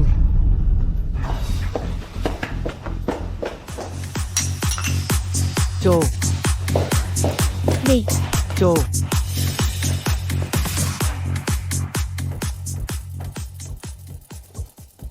លោកសូតើអ្នកមិនទៅជួបអ្នកយាមទេហេតុអ្វីខ្ញុំត្រូវទៅគ្រាន់តែមើលនាងខ្ញុំដឹងថានាងប្រកាសជាបានរៀបចំកន្លែងដើម្បីសារភាពស្នេហាជាមួយខ្ញុំតើខ្ញុំអាចរៀបការជាមួយអ្នកយាមយ៉ាងដូចម្តេច ប៉ុន្តែនាងល្អជាមួយអ្នកណាស់នាងបានយកកម្មឲ្យអ្នកហើយថែមទាំងជួយសង្គ្រោះអ្នកទៀតនាងថែមទាំងសាក់ឈ្មោះអ្នកលើទ្រូងរបស់នាងទៀតផង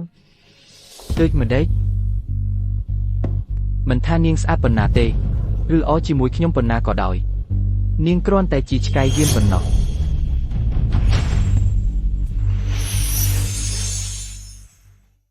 ឥឡូវនេះលោកស្រីយត់ចាប់អារម្មណ៍ខ្ញុំគ្មានផ្លូវទេដែលខ្ញុំនឹងខកខានឱកាសរៀបការអ្នកមាន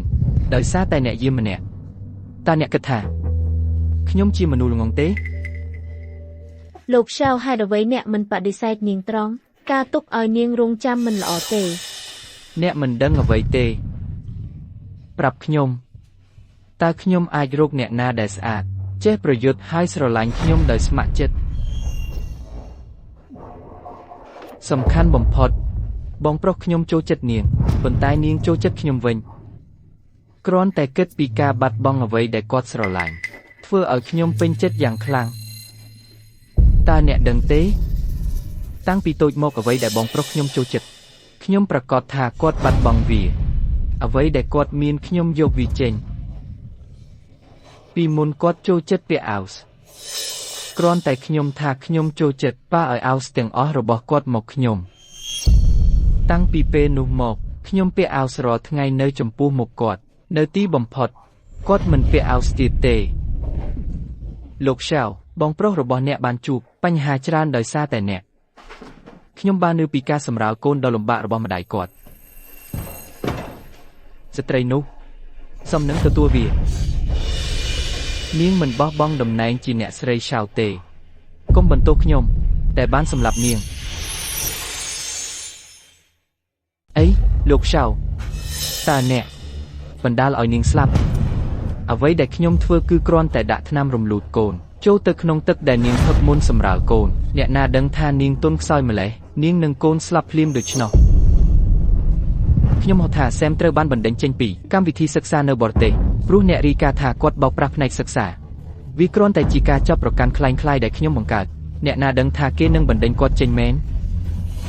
ខ្ញុំនៅចាំរូសម្លឹងអស់សង្ឃឹមក្នុងភ្នែកគាត់ស្ទើរតែព្យាយាមលោតទឹកសម្លាប់ខ្លួន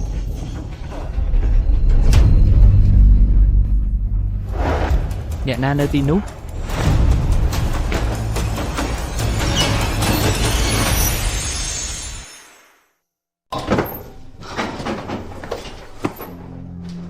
គ្មានអ្នកនៅទីនេះទេប្រុសបន្តផឹកទៅ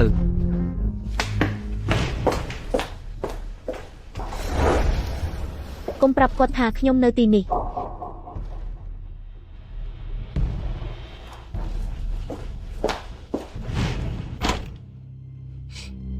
តើខ្ញុំអាចរៀបការជាមួយអង្គរៈបានយ៉ាងដូចម្តេចតើខ្ញុំអាចរកអ្នកណាដែលស្អាតចេះប្រយុទ្ធនិងស្រឡាញ់ខ្ញុំដោយស្ម័គ្រចិត្តដូច្នេះអ្នកពិតជាជនរងគ្រោះមកពីដើមមែនប្រែថាអ្នកដែលរងទុក្ខនោះគឺអ្នកតាំងពីយើងនៅក្មេងអ្វីដែលបងប្រុសខ្ញុំចូលចិត្តខ្ញុំធ្វើឲ្យគាត់បាត់បង់វាអ្វីដែលគាត់មានខ្ញុំដកហូតយកទាំងអស់ខ្ញុំនៅចាំរូបភាពនៃការអស់សង្ឃឹមក្នុងភ្នែករបស់គាត់ស្ទើរតែព្យាយាមលង់ទឹកខ្លួនឯងគាត់ធ្លាប់ស្រឡាញ់ការពាក់អាវส์ដោយសារតែខ្ញុំថាខ្ញុំចូលចិត្តវាប៉ារបស់ខ្ញុំក៏ឲ្យអាវส์ទាំងអស់របស់គាត់មកខ្ញុំអាវส์តើបរោះពាក់អាវส์នោះជានរណាអាវส์ប្រហែលជាលោកខាងបេងឆ្កែឆ្លើយនេះលេចមុខមកភ្លាមវាធ្វើឲ្យខ្ញុំភ័យមិនអីទេវាគ្រាន់តែជាឆ្កែវង្វេងវាមិនខំទេស៊ូតោះទៅផ្ទះ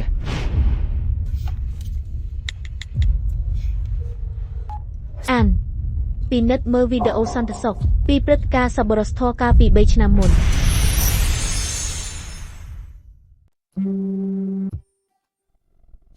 តើអ្នកបានវាហើយឬអ្នកនាងចិតលោកចិតចង់ឲ្យអ្នកត្រឡប់មកវិញភ្លាមតើមិនស្រួលខ្លួនទេគាត់មិនបាននិយាយទេប៉ុន្តែវាហាក់ដូចជាបន្ទាន់អ្នកគួរតែមកផ្ទះវិញ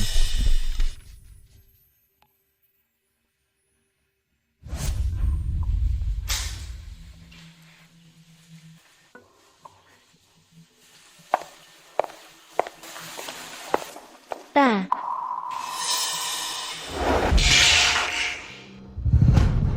លុតចង្កឹងកុំហៅខ្ញុំថាតាអ្នកមិនបាននៅទីនេះតរយៈពេលច្រើនឆ្នាំគ្រាន់តែដើម្បីដេញតាមមនុស្សបែបនោះទេ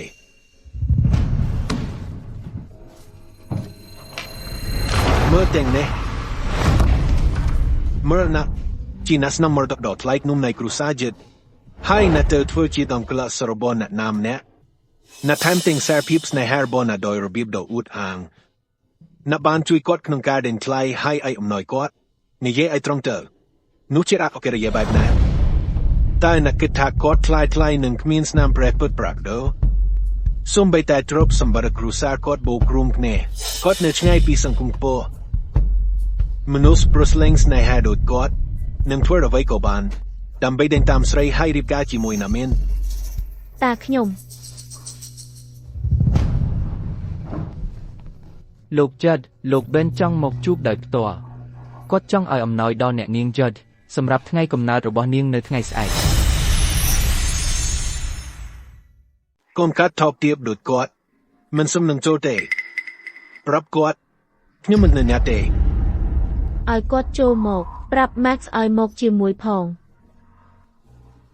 តើអ្នកមានន័យយ៉ាងម៉េចលោកតាសូមឲ្យខ្ញុំមួយថ្ងៃទៀតខ្ញុំនឹងឆ្លើយឲ្យអ្នកពេញចិត្តឡូជាងចាំទុកបរិសដូចគាត់នឹងមិនដែលឈិនជើងចូលគ្រួសារនេះទេ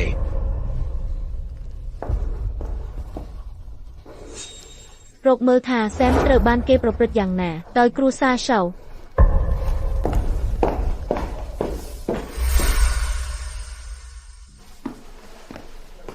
អ្នកស្រីយត់នេះជាអ្វីដែលសែមបានជួបប្រទះអស់រយៈពេលជាច្រើនឆ្នាំ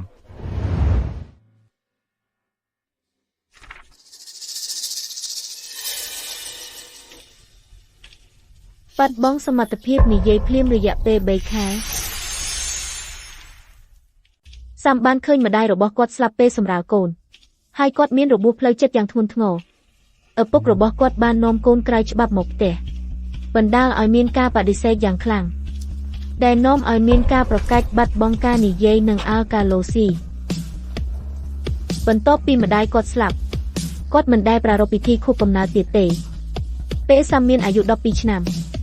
ឪពុកគាត់បានរៀបចំពិធីខួបកំណើតសម្រាប់បេងហើយចាក់សោគាត់នៅក្នុងបន្ទប់ក្រោមដំបូលគាត់ស្ទើរតែស្លាប់ដោយអត់អាហារពេលសាំមានអាយុ15ឆ្នាំគាត់ចូលរៀននៅសាលាល្បីមួយពេលបានអះអាងថាវាដើម្បីទទួលមរតកអាជីវកម្មគ្រួសារប៉ុន្តែតាមពិតគាត់ចង់ឲ្យសាំឈប់រៀនពេលសាំមានអាយុ18ឆ្នាំឪពុករបស់គាត់បានបង្ខំផ្ដល់ឲ្យកន្លែងរៀននៅបរទេសរបស់គាត់ទៅពេងជំងឺធ្លាក់ទឹកចិត្តកម្រិតមធ្យមដោយមានទំនោរប្រព្រឹត្តអំពើហិង្សាលើខ្លួនឯងហេតុអ្វីបានជាអ្នកមិនប្រាប់ខ្ញុំពីរឿងទាំងអស់នេះ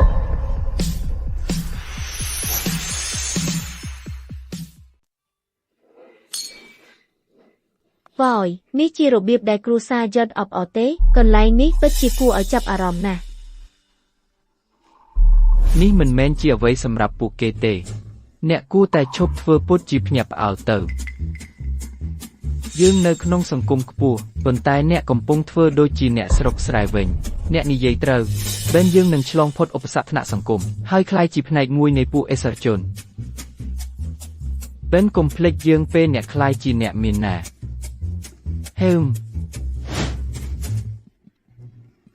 វាអាស្រ័យលើរបៀបដែលអ្នកសម្ដែង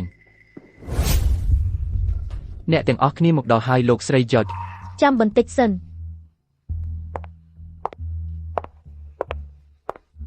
ើអ្នកទទួលបានវីដេអូហើយឬនៅអ្នកគួរតែត្រៀមខ្លួន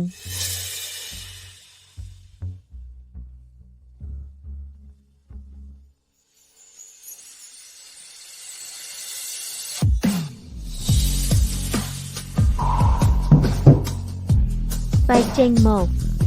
ខ្ញុំបានច្រឡំមនុស្សលោកប៊ិនសូមមេត្តាថែរក្សាខ្ញុំផង លោកប៊ិនយើងជាមិត្តនឹងគ្នាទៅ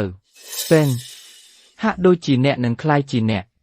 ដែលធ្វើឲ្យគ្រួសារយើងមានមោទនភាព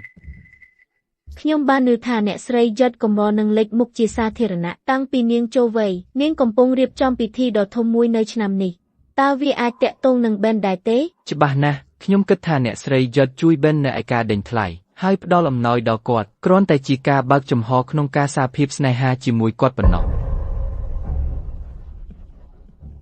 អ្នកនិយាយត្រូវអ្នកស្រីយិតប្រកាសជាមានចិត្តស្រឡាញ់ប៊ិនខ្លាំងណាស់ប្រហែលជានាងនឹងប្រកាសដំណឹងល្អខ្លះនៅថ្ងៃនេះ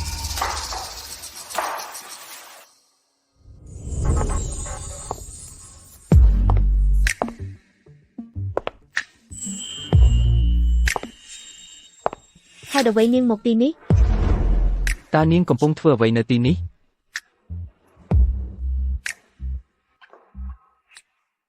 ឈូតើអ្នកកំពុងធ្វើអ្វីនៅទីនេះអ្នកមិនគួរនៅទីនេះទេចេញទៅ អូតើអ្នកខ្លាចខ្ញុំរារាំងអ្នកទេ ទេខ្ញុំកំពុងចាំអ្នកស្រីយិត អ្នកមិនចាំបាច់ចាំទេនោះគឺជាខ្ញុំ អ្វីអី លោកស្រីយិតស៊ឺយិតលោកប៊ែនតើអ្នកយាមរបស់អ្នកពិតជាមស្យិតខ្លួនឯងមែនទេ ខ្ញុំដេញថ្លៃរហូតដល់ចប់លោកតើលោកមានន័យថាខ្ញុំជាជំនួយការរបស់មស្យិតបានបញ្ជាឲ្យខ្ញុំដេញថ្លៃខ្សែកនេះសម្រាប់លោកប៊ែនព្រោះគាត់ចាប់អារម្មណ៍នឹងវាមស្យិតបានមកជាមួយអំណោយនាងសូមជូនពរលោកប៊ែនរីករាយថ្ងៃកំណើតយល់ហើយមិនចម្លែកទេដែលនាងជួយខ្ញុំនៅឯការដេញថ្លៃមិនចម្លែកទេដែលនាងយកអំណោយថ្ងៃកំណើតមកឲ្យខ្ញុំប្រែថាមស្យិតនៅក្បែរខ្ញុំអស់ពេលនេះហើយនាងពិតជាមស្យិតខ្លួនឯងនាងមកផ្ទះខ្ញុំហើយចូលចិត្តកូនប្រុសខ្ញុំមើលទៅយើងនឹងក្លាយជាអ្នកមានហើយលោកស្រីយិតខ្ញុំសូមទោសដែលល្ងងសូមកុំបន្ទោសប៊ែនយើងមិនដឹងថាអ្នកគឺជាមស្យិតទេ ខ្ញុំមិនដែលបន្ទោសអ្នកទេវាប្រែថាមស្យិតដ៏មានកិត្តិយសពិតជាអ្នកយាមរបស់ប៊ែន ពិតមែននាងបានបន្ថយឋានៈរបស់នាងដើម្បីក្លាយជាអ្នកយាមរបស់គាត់គ្រាន់តែចង់ចូលទៅជិតគាត់មើលទៅប៊ែននឹងក្លាយជាកូនប្រសាររបស់គ្រួសារយិត សូមអរគុណដែលបានចូលរួមពិធីខួបកំណើតរបស់ខ្ញុំខ្ញុំចង់ឆ្លៀតឱកាសនេះដើម្បីប្រកាសអ្វីមួយពិតជាការភ្ជាប់ពាក់ព័ន្ធរបស់នាងជាមួយប៊ែនដូចអ្នករាល់គ្នាដឹងហើយខ្ញុំទើបតែបង្ហាញចំណាប់អារម្មណ៍ចំពោះលោកប៊ែនខ្ញុំធ្វើបែបនេះព្រោះខ្ញុំចង់បង្កើតសម្ព័ន្ធភាពអាពាហ៍ពិពាហ៍ជាមួយគ្រួសារសៅ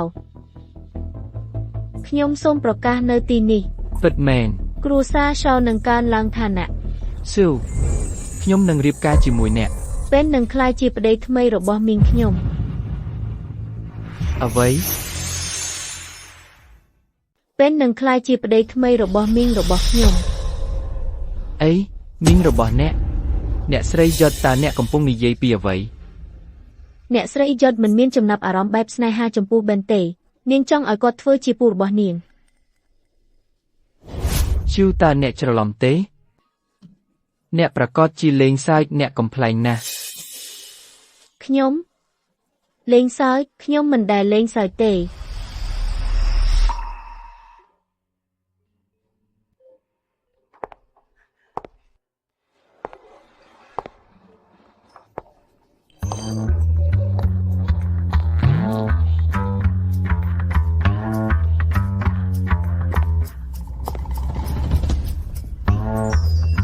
ชื่อตายนี่จีบรอฟได้นักรบខ្ញុំមែនទេមិននេះទេគាត់មកសាត់ណា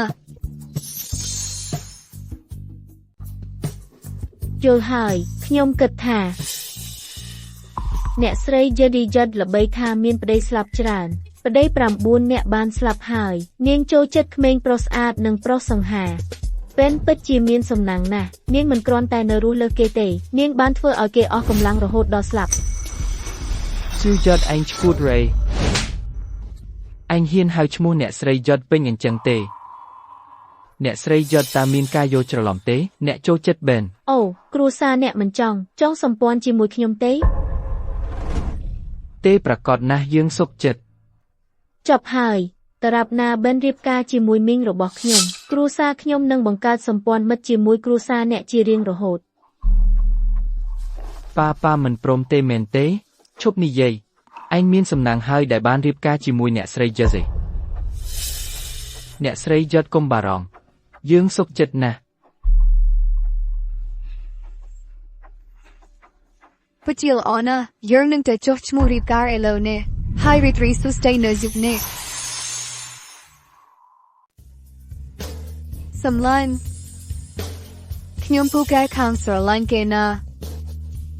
វាមិនគួរតែបែបនេះទេស៊ូអ្នកនិយាយលេងទេមែនទេតើខ្ញុំមិនមែនជាអ្នកដែលអ្នកស្រឡាញ់ជាងគេទេអ្នកថែមទាំងលះបង់ជីវិតខ្ញុំទៀតផងអូ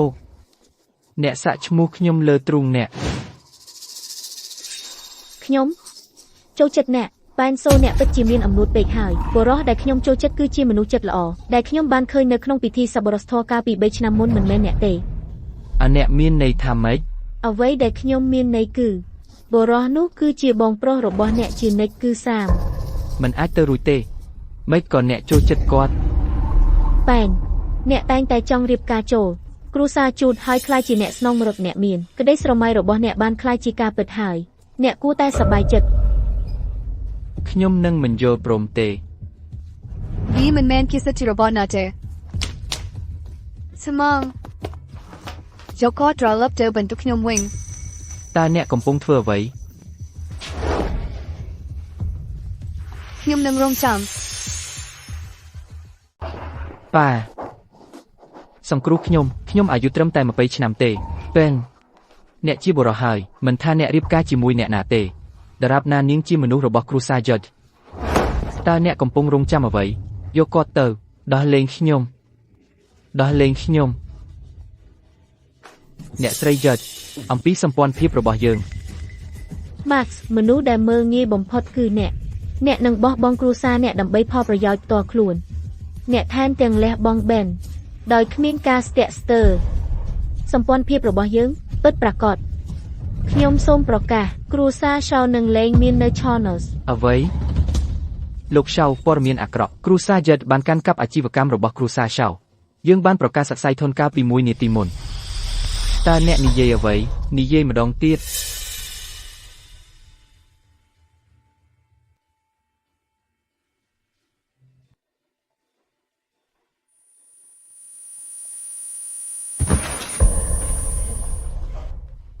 Sam ខ្ញុំបានសងសឹកឲ្យអ្នកហើយខ្ញុំនឹងមិនទុកឲ្យអ្នកដែលធ្វើបាបអ្នករួចផុតពីទោសទណ្ឌឡើយ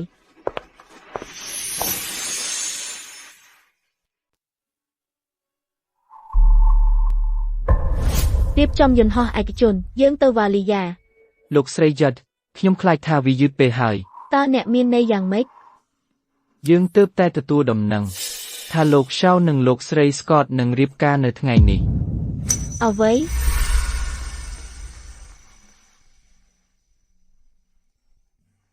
សាមប្រសិនបើអ្នកមិនទាន់ត្រៀមខ្លួនយើងអាចពន្យាពេលរៀបការបាន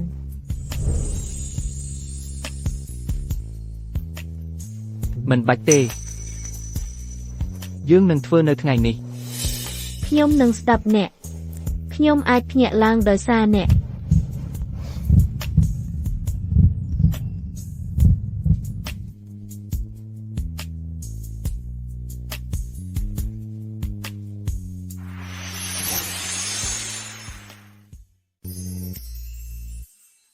គ្រូពេទ្យប្រាប់ខ្ញុំឲ្យចំណាយពេលច្រើនជាមួយអ្នក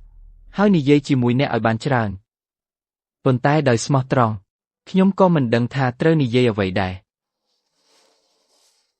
ជីវិតខ្ញុំរញ៉ាំញយណាស់តាំងពីម្ដាយខ្ញុំស្លាប់ទៅខ្ញុំគិតថាការមកដល់របស់នាងផ្ដល់ក្តីសង្ឃឹមដល់ខ្ញុំប៉ុន្តែខ្ញុំខុសនាងមិនដែលខ្វល់ពីខ្ញុំទេនាងចូលមកចិត្តខ្ញុំតែដោយសារបែនទេថ្ងៃស្អែកជាថ្ងៃកំណើតរបស់នាងប្រហែលនាងនឹងប្រារព្ធវាជាមួយបែនហើយអ្វីខ្ញុំថែមទាំងប្រាប់អ្នករឿងនេះទាំងអស់នេះគឺជារឿងអតីតកាលទេខ្ញុំនឹងមិនចូលចិត្តនាងទៀតទេ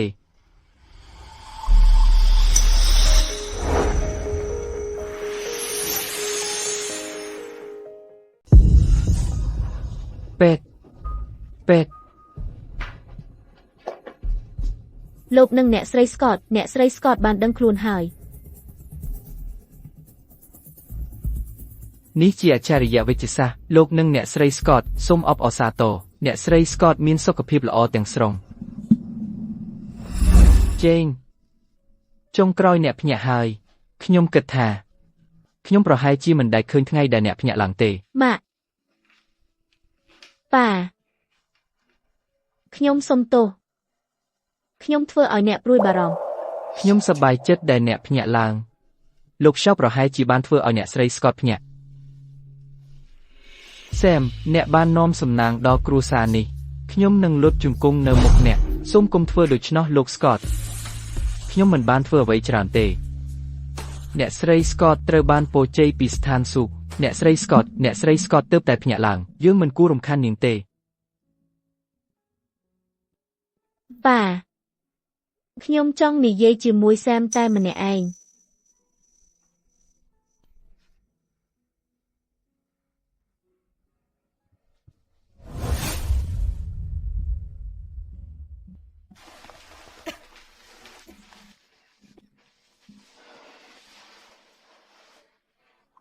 អ្នកស្រី Scott ប្រសិនបើអ្នកចង់លុបចោលការភ្ជាប់ពាក្យខ្ញុំនឹងមិនរារាំងអ្នកទេ ហេតុអ្វីខ្ញុំត្រូវធ្វើដូច្នោះ តើនេះមិនមែនជាអ្វីដែលអ្នកចង់និយាយទេបន្ទាប់ពីទាំងអស់អ្នកមិនអាចមានសិទ្ធិនិយាយក្នុងការភ្ជាប់ពាក្យនេះទេលើសពីនេះទៀតគ្រួសារយើងស្ថិតក្នុងកម្រិតខុសគ្នាខ្ញុំមិនដែលមានបំណងរៀបការចូលគ្រួសារអ្នកទេប្រសិនបើអ្នកចង់លុបចោលការភ្ជាប់ពាក្យខ្ញុំនឹងមិនជំទាស់ទេ លោក Shaw តើអ្នកដឹងទេថាហេតុអ្វីយើងជ្រើសរើសរៀបចំអាពាហ៍ពិពាហ៍ជាមួយគ្រួសារអ្នក ខ្ញុំក៏មិនយល់ដែរហេតុអ្វីបានជាគ្រួសារអ្នកចាប់អារម្មណ៍នឹងគ្រួសារខ្ញុំ វាគឺដោយសារតែគ្រួសារម្ដាយអ្នកគឺគ្រួសារ Leeds ម្ដាយយើងធ្លាប់ជាមិត្តល្អនឹងគ្នាពួកគេបានសន្យាថាពួកគេនឹងរៀបចំឲ្យកូនរបស់ពួកគេប្រសិនបើពួកគេមានកូន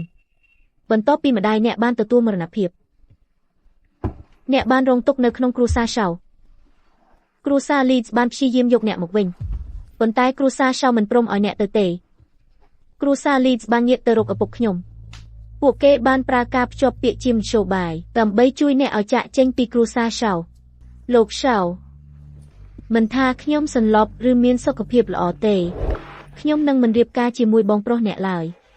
ខ្ញុំនឹងរៀបការតែជាមួយអ្នកប៉ុណ្ណោះ តើអ្នកបានធ្វើរឿងនេះព្រោះតែម៉ាក់ខ្ញុំប្រយ័ត្ន លោក Shaw អ្នកបានមើលថែខ្ញុំអស់ប៉ុន្មានថ្ងៃនេះខ្ញុំមានអារម្មណ៍ចង់នៅជិតអ្នកណាស់ខ្ញុំមិនអាចពណ៌នាជាពាក្យបានទេប៉ុន្តែអ្នកបានធ្វើឲ្យខ្ញុំរស់ឡើងវិញដំបូងឡើយយើងគ្រាន់តែចង់ជួយអ្នកគេចពីគ្រួសារ Shaw ប៉ុណ្ណោះប៉ុន្តែឥឡូវនេះខ្ញុំពិតជាចង់រៀបការជាមួយអ្នកមែនទោះបីខ្ញុំមិនទាន់ជាសះស្បើយទាំងស្រុងក៏ដោយសូមឲ្យប្រាកដថាតារាបណាខ្ញុំនៅទីនេះខ្ញុំនឹងការពារអ្នកពេញមួយជីវិតខ្ញុំនឹងមិនឲ្យនរណាម្នាក់ធ្វើបាបអ្នកទៀតទេយើងប្រហែលជាមិនទាន់ស្រឡាញ់គ្នានៅឡើយទេប៉ុន្តែខ្ញុំព្រមរៀបការជាមួយអ្នកយើងអាចស្រឡាញ់គ្នាបាននៅពេលក្រោយតើអ្នកយល់យ៉ាងណាដែរ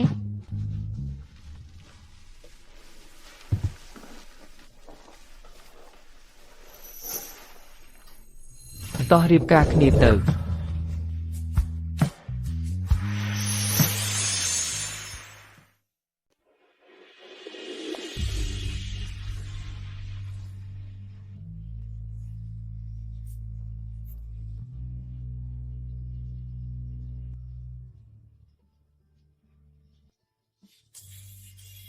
ខ្ញុំបានស្រមៃរាប់មិនអស់ដងថ្ងៃដែលអ្នកនឹងដើរមករកខ្ញុំក្នុងឈុតរៀបការ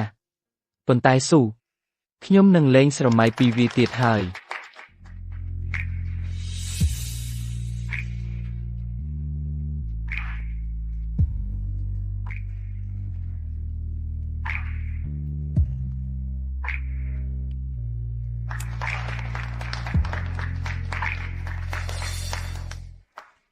សែមចាប់ពីពេលនេះទៅខ្ញុំប្រគល់កូនស្រីដ៏មានតម្លៃរបស់ខ្ញុំឲ្យអ្នក យល់ពម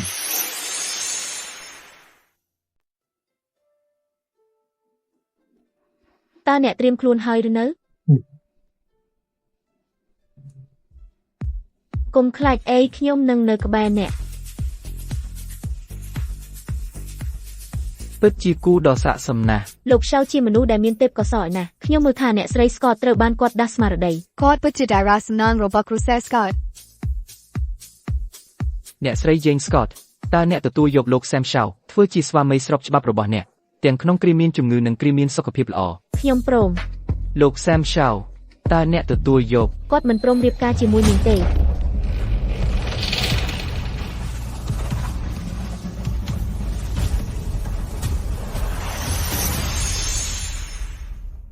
គាត់មិនរៀបការជាមួយនាងទេ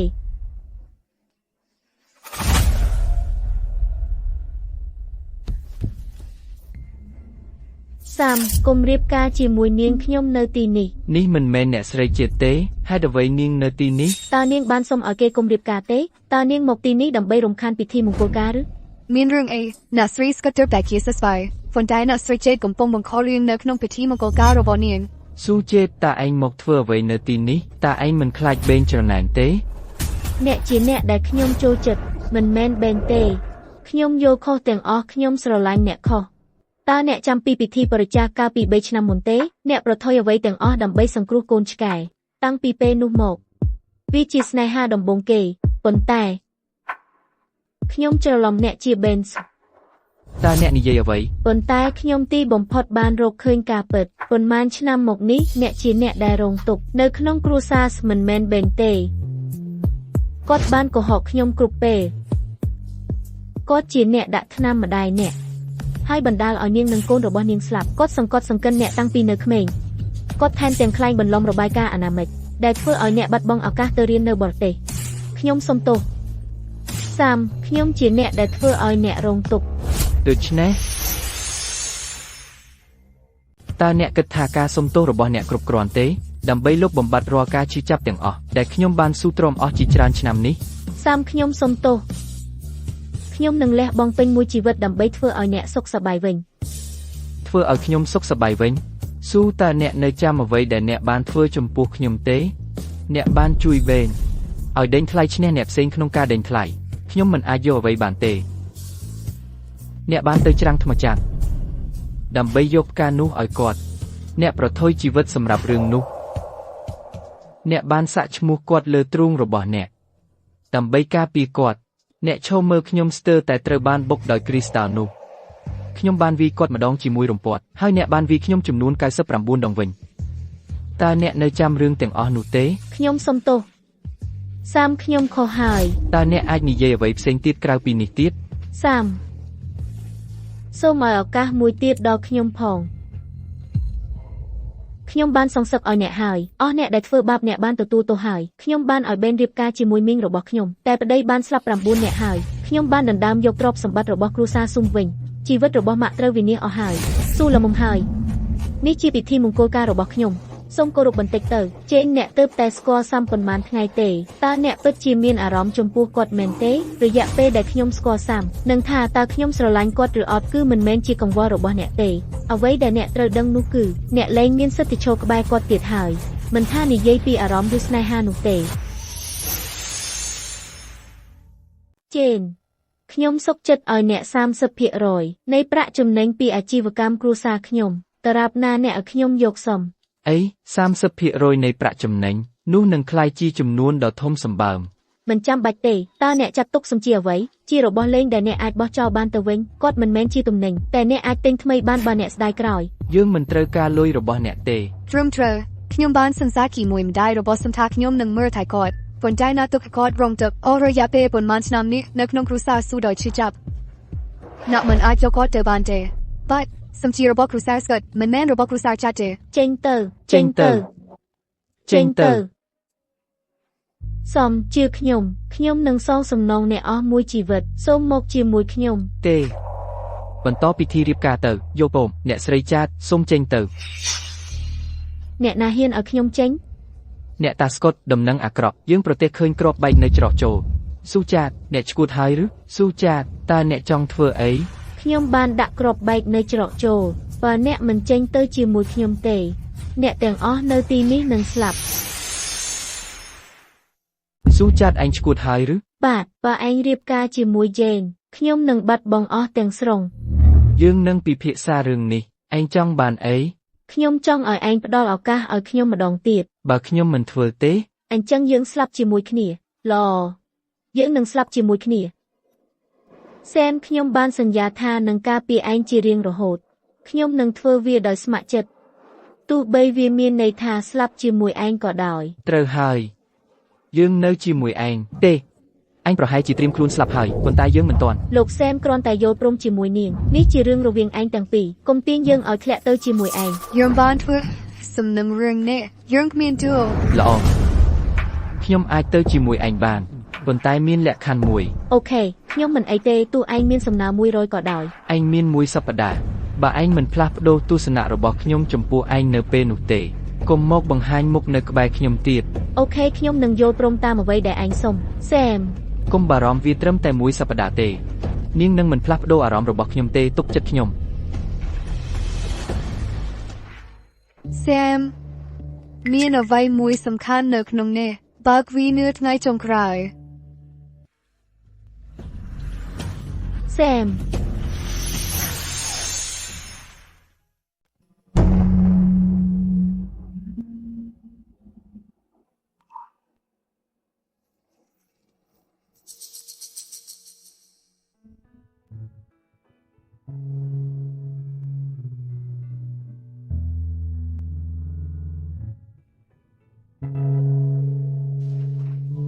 សាមអ្នកចូលចិត្តទេខ្ញុំបានរៀបចំបន្ទប់នេះដូចដែលវាធ្លាប់មានពេលម្ដាយអ្នកនៅរស់ អ្នកធ្លាប់ធ្វើដូចគ្នាដើម្បីឈ្នះការពេញចិត្តរបស់បេងអ្នកថែមទាំងយកឈ្មោះគាត់សាក់លើខ្លួនអ្នកទៀតផង សាមខ្ញុំនឹងសងអ្នកវិញ ពិតមែនទេតើអ្នកនឹងធ្វើវាដោយរបៀបណាដូច្នេះបើអ្នកអាចធ្វើបន្ទប់ម្ដាយខ្ញុំឡើងវិញតើមានន័យអ្វីតើអ្នកអាចធ្វើឲ្យនាងរស់ឡើងវិញបានទេ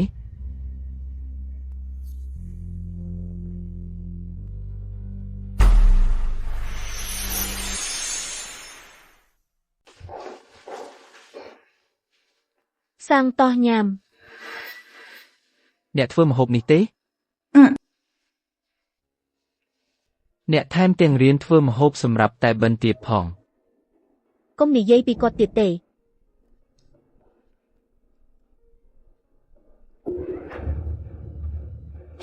វាហេនោះជាអ្វីដែលបិណ្ឌចូលចិត្តពិតប្រាកដអ្នកប្រហែលជាធ្វើម្ហូបឲ្យគាត់ច្រើនមែនពេលអ្នកទៅច្រាំងថ្មដើម្បីរើផ្កាឲ្យគាត់តើអ្នកធ្លាប់គិតទេថាអ្នកអាចនឹងបាត់បង់ជីវិតតើអ្នកយំទេពេលចាក់សាក់ឈ្មោះគាត់លើខ្លួនដោយសារអ្នករំជួលចិត្តខ្លួនឯង ឈប់និយាយទៅ ចា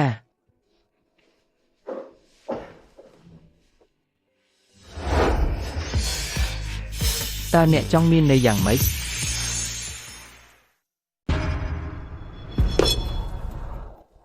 អញ្ចឹងតើអ្នកនឹងវាយខ្ញុំទៀតទេ ទេវាជាវេនរបស់អ្នកវាយខ្ញុំ99ដង តើអ្នកពិតជាគិតទេថាអ្នកអាចសងខ្ញុំវិញបាន វាមិនមែនអំពីការសងវិញទេប៉ុន្តែខ្ញុំជំពាក់អ្នកនេះខ្ញុំបានសរសេរឆន្ទៈរបស់ខ្ញុំរួចហើយទោះបីខ្ញុំស្លាប់ថ្ងៃនេះក៏ដោយគ្រួសារយិតនឹងមិនធ្វើបាបអ្នកទេខ្ញុំក៏ទុកមរតកទាំងអស់របស់ខ្ញុំឲ្យអ្នកដែរ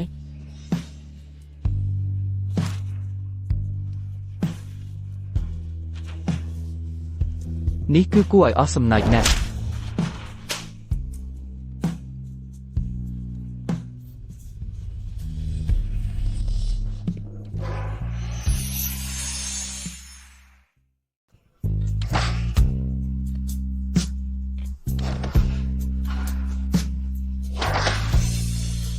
កុំធ្វើឲ្យអស់សង្ឃឹមស៊ូ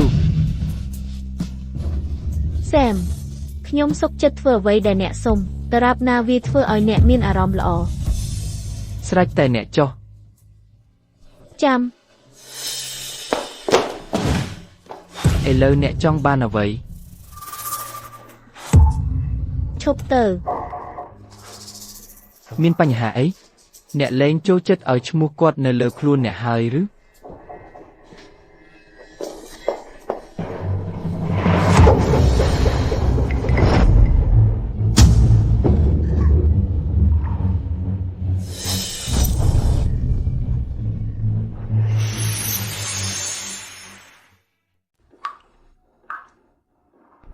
សាម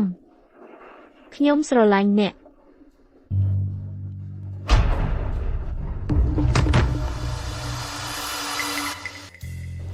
ស៊ូតើអ្នកដឹងទេថាអ្វីដែលក្រៀមក្រំបំផុតអ្នកសុខចិត្តធ្វើអ្វីទាំងនេះសម្រាប់ខ្ញុំប៉ុន្តែខ្ញុំឈប់ខ្វល់ពីអ្នកហើយ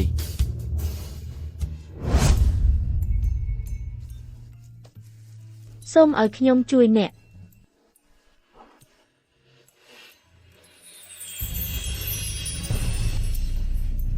សួស្ដីខ្ញុំឈ្មោះស៊ូចាតតោះធ្វើជាមិត្តនឹងគ្នាហេតុអ្វីព្រោះអ្នកគួរឲ្យស្រឡាញ់បើអ្នកថាម៉េចក៏ថាម៉េចសួស្ដីខ្ញុំឈ្មោះសាមសូ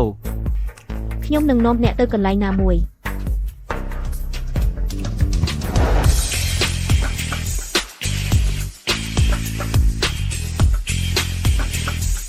សាមតើអ្នករៀបការជាមួយខ្ញុំទេ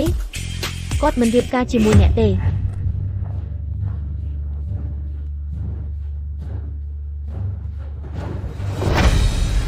សាមអ្នកមិនអាចធ្វើបែបនេះចំពោះខ្ញុំបានទេជេនស្កតកុំយកគាត់ចេញពីខ្ញុំកុំយកគាត់ចេញពីខ្ញុំ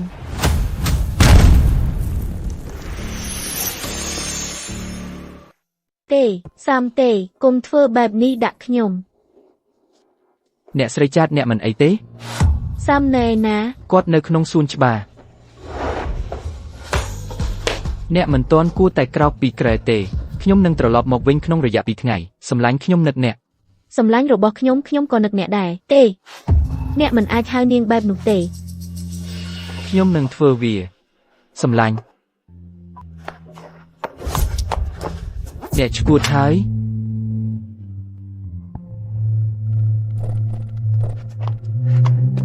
សាមខ្ញុំអង្វរអ្នកសូមកុំប្រព្រឹត្តដាក់ខ្ញុំបែបនេះអ្នកមិនគួរធ្វើបែបនេះតាំងពីដំបូងទេនេះជាការសងសឹក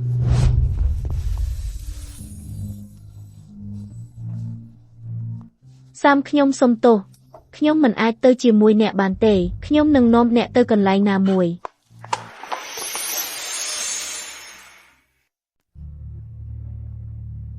ហេតុអ្វីបានជាអ្នកនាំខ្ញុំមកទីនេះ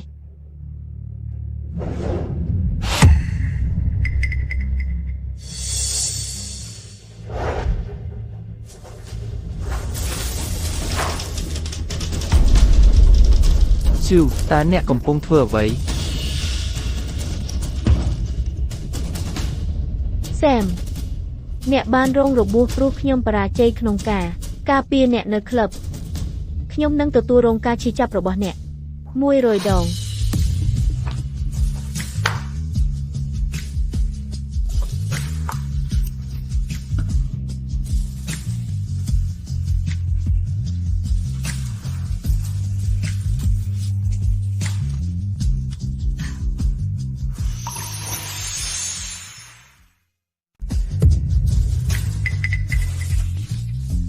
សាំងកុំអាណិតខ្ញុំត្រូវតែកែកំហុសរបស់ខ្ញុំប៉ុន្តែវាមិនគ្រប់គ្រាន់ទេខ្ញុំនឹងសងអ្នក100ដងអ្នកឈួតហើយឬបាទខ្ញុំឈួតយូរហើយប៉ុន្តែមានតែអ្នកទេដែលអាចព្យាបាលខ្ញុំអ្នកមិនសមហេតុផលទេសាំងខ្ញុំដឹងថាអ្នកនៅតែខ្វល់ពីខ្ញុំបើអ្នកនៅតែធ្វើបាបខ្លួនឯងខ្ញុំនឹងចាក់ចេញភ្លាមសាំងនៅសល់3ថ្ងៃទៀតមិនអីទេខ្ញុំសន្យាជាមួយអ្នកខ្ញុំនឹងមិនធ្វើបាបខ្លួនឯងទៀតទេខ្ញុំអង្វរអ្នកសូមកុំចាក់ចេញពីខ្ញុំ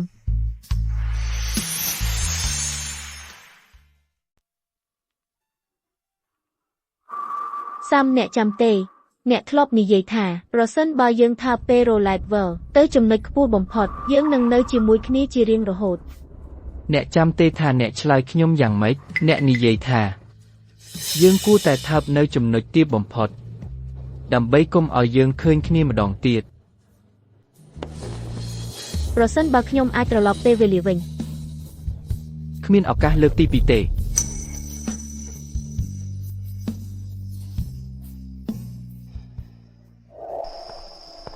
យើងគួរតែត្រឡប់ទៅវិញ មួយផ្លែទៀតមើល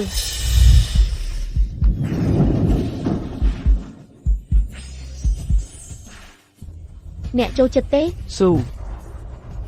តើនេះជារបៀបដែលអ្នកធ្លាប់ដេញតាមបេនពីមុនទេ ទេមានតែអ្នកទេខ្ញុំធ្វើរឿងទាំងអស់នេះសម្រាប់តែអ្នក ថ្ងៃស្អែកជាថ្ងៃចុងក្រោយ សាម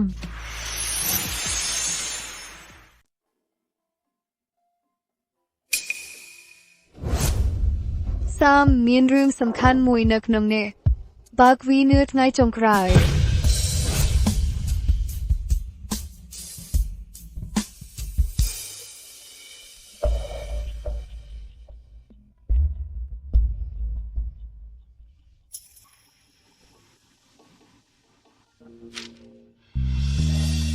សាមខ្ញុំបានឃើញអ្នកជាលើកដំបូងនៅពិធីជប់លៀងរបស់គ្រួសារលីបអ្នកពាក់អាវសមួយអ្នកកំពុងឲ្យចំណីឆ្កែតូចមួយកន្លែងនោះមានសំឡេងរំខាន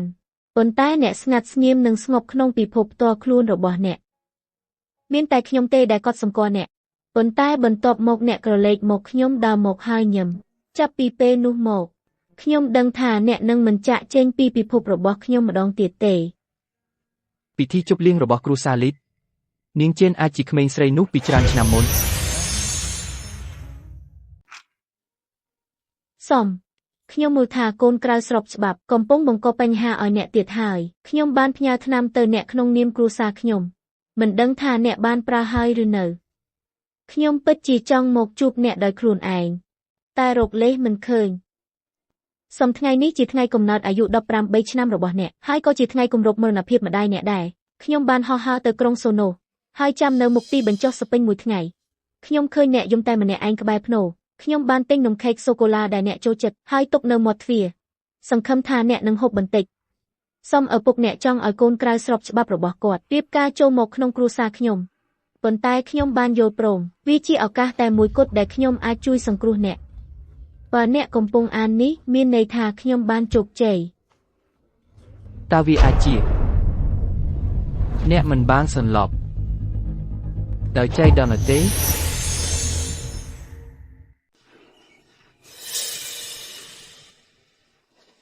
សាម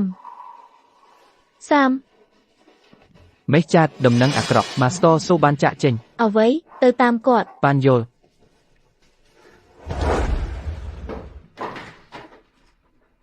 សេនខ្ញុំមកដល់ផ្ទះហើយសេនណែណាសាមដំណឹងអាក្រក់មានរឿងអី សេនបាត់ខ្លួន អ្វី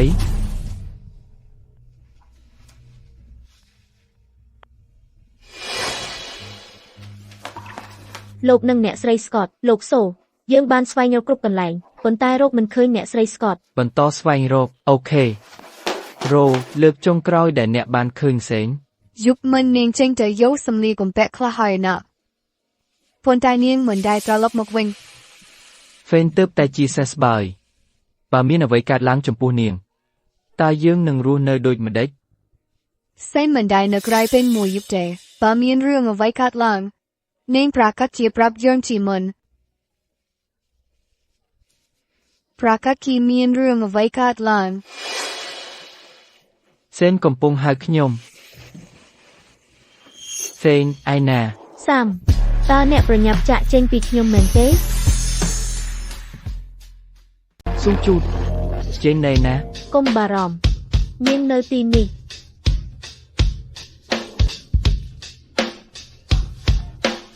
ស៊ូអ្នកចង់បានអ្វី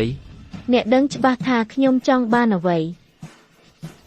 លេងជេងខ្ញុំនឹងយល់ព្រមតាមអ្វីដែលអ្នកចង់បាន អ្នកពិតជាយកចិត្តទុកដាក់នឹងនាងមែន លោកស្រីយ៉ាត់យើងនឹងផ្ដល់អ្វីគ្រប់យ៉ាងដែលអ្នកត្រូវការសូមកុំធ្វើបាបជេង Sam អ្នកដឹងថាខ្ញុំចង់បានអ្វីមកទីនេះតែម្នាក់ឯងអ្នកអាចហៅប៉ូលីសបានប៉ុន្តែអ្នកគួរតែគិតពីផលវិបាក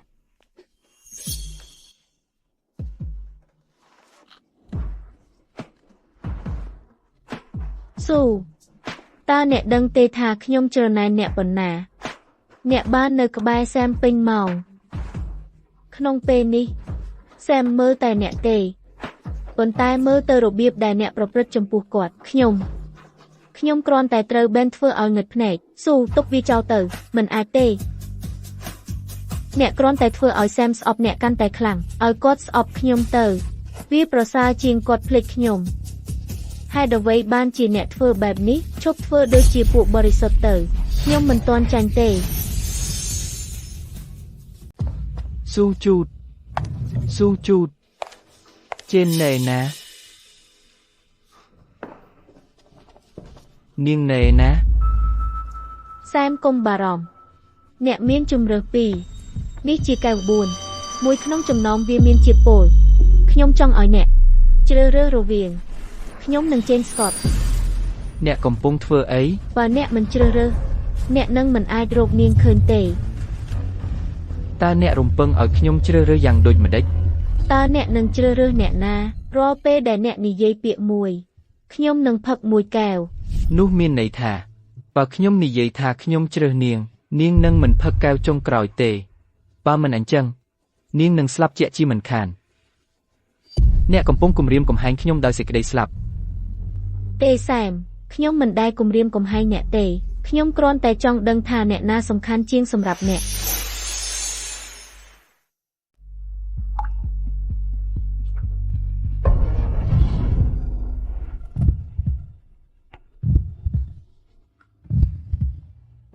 ខ្ញុំ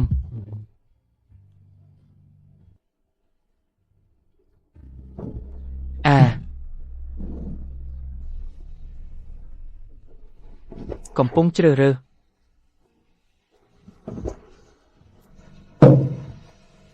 ប្រាប់ខ្ញុំមក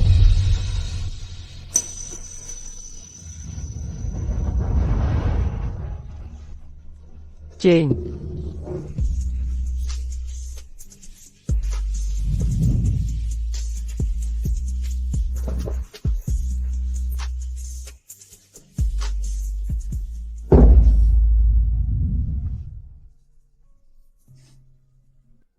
សាមសូ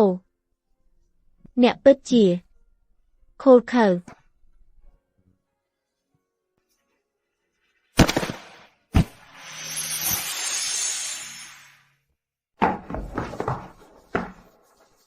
ស៊ូ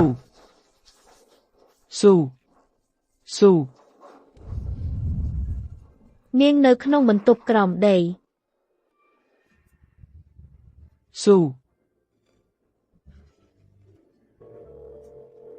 911ចេញសុំទោសដែលយឺតកុំខ្លាចសាមអ្នកមិនអីទេខ្ញុំមិនអីទេ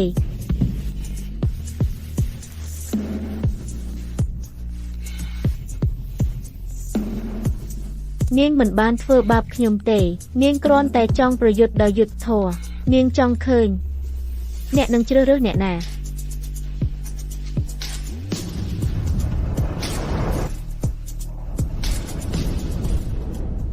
លោកសាមសូ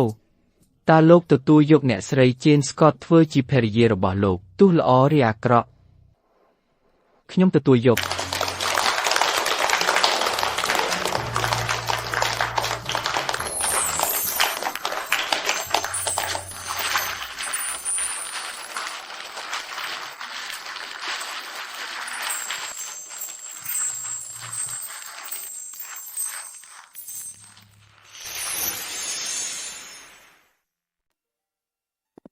លោក Sam អ្នកត្រឡប់មកវិញហើយ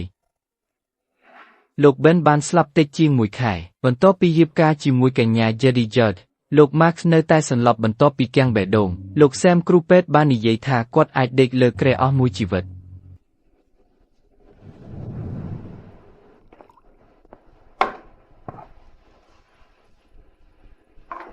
មមន្ទីរពេទ្យបាននិយាយថាស៊ូបានលើសកម្រិតថ្នាំពោលវាជាអច្ឆរិយដែលនាងនៅរស់ប៉ុន្តែនាងប្រហែលជាមិនដែលភ្ញាក់ឡើងវិញទេ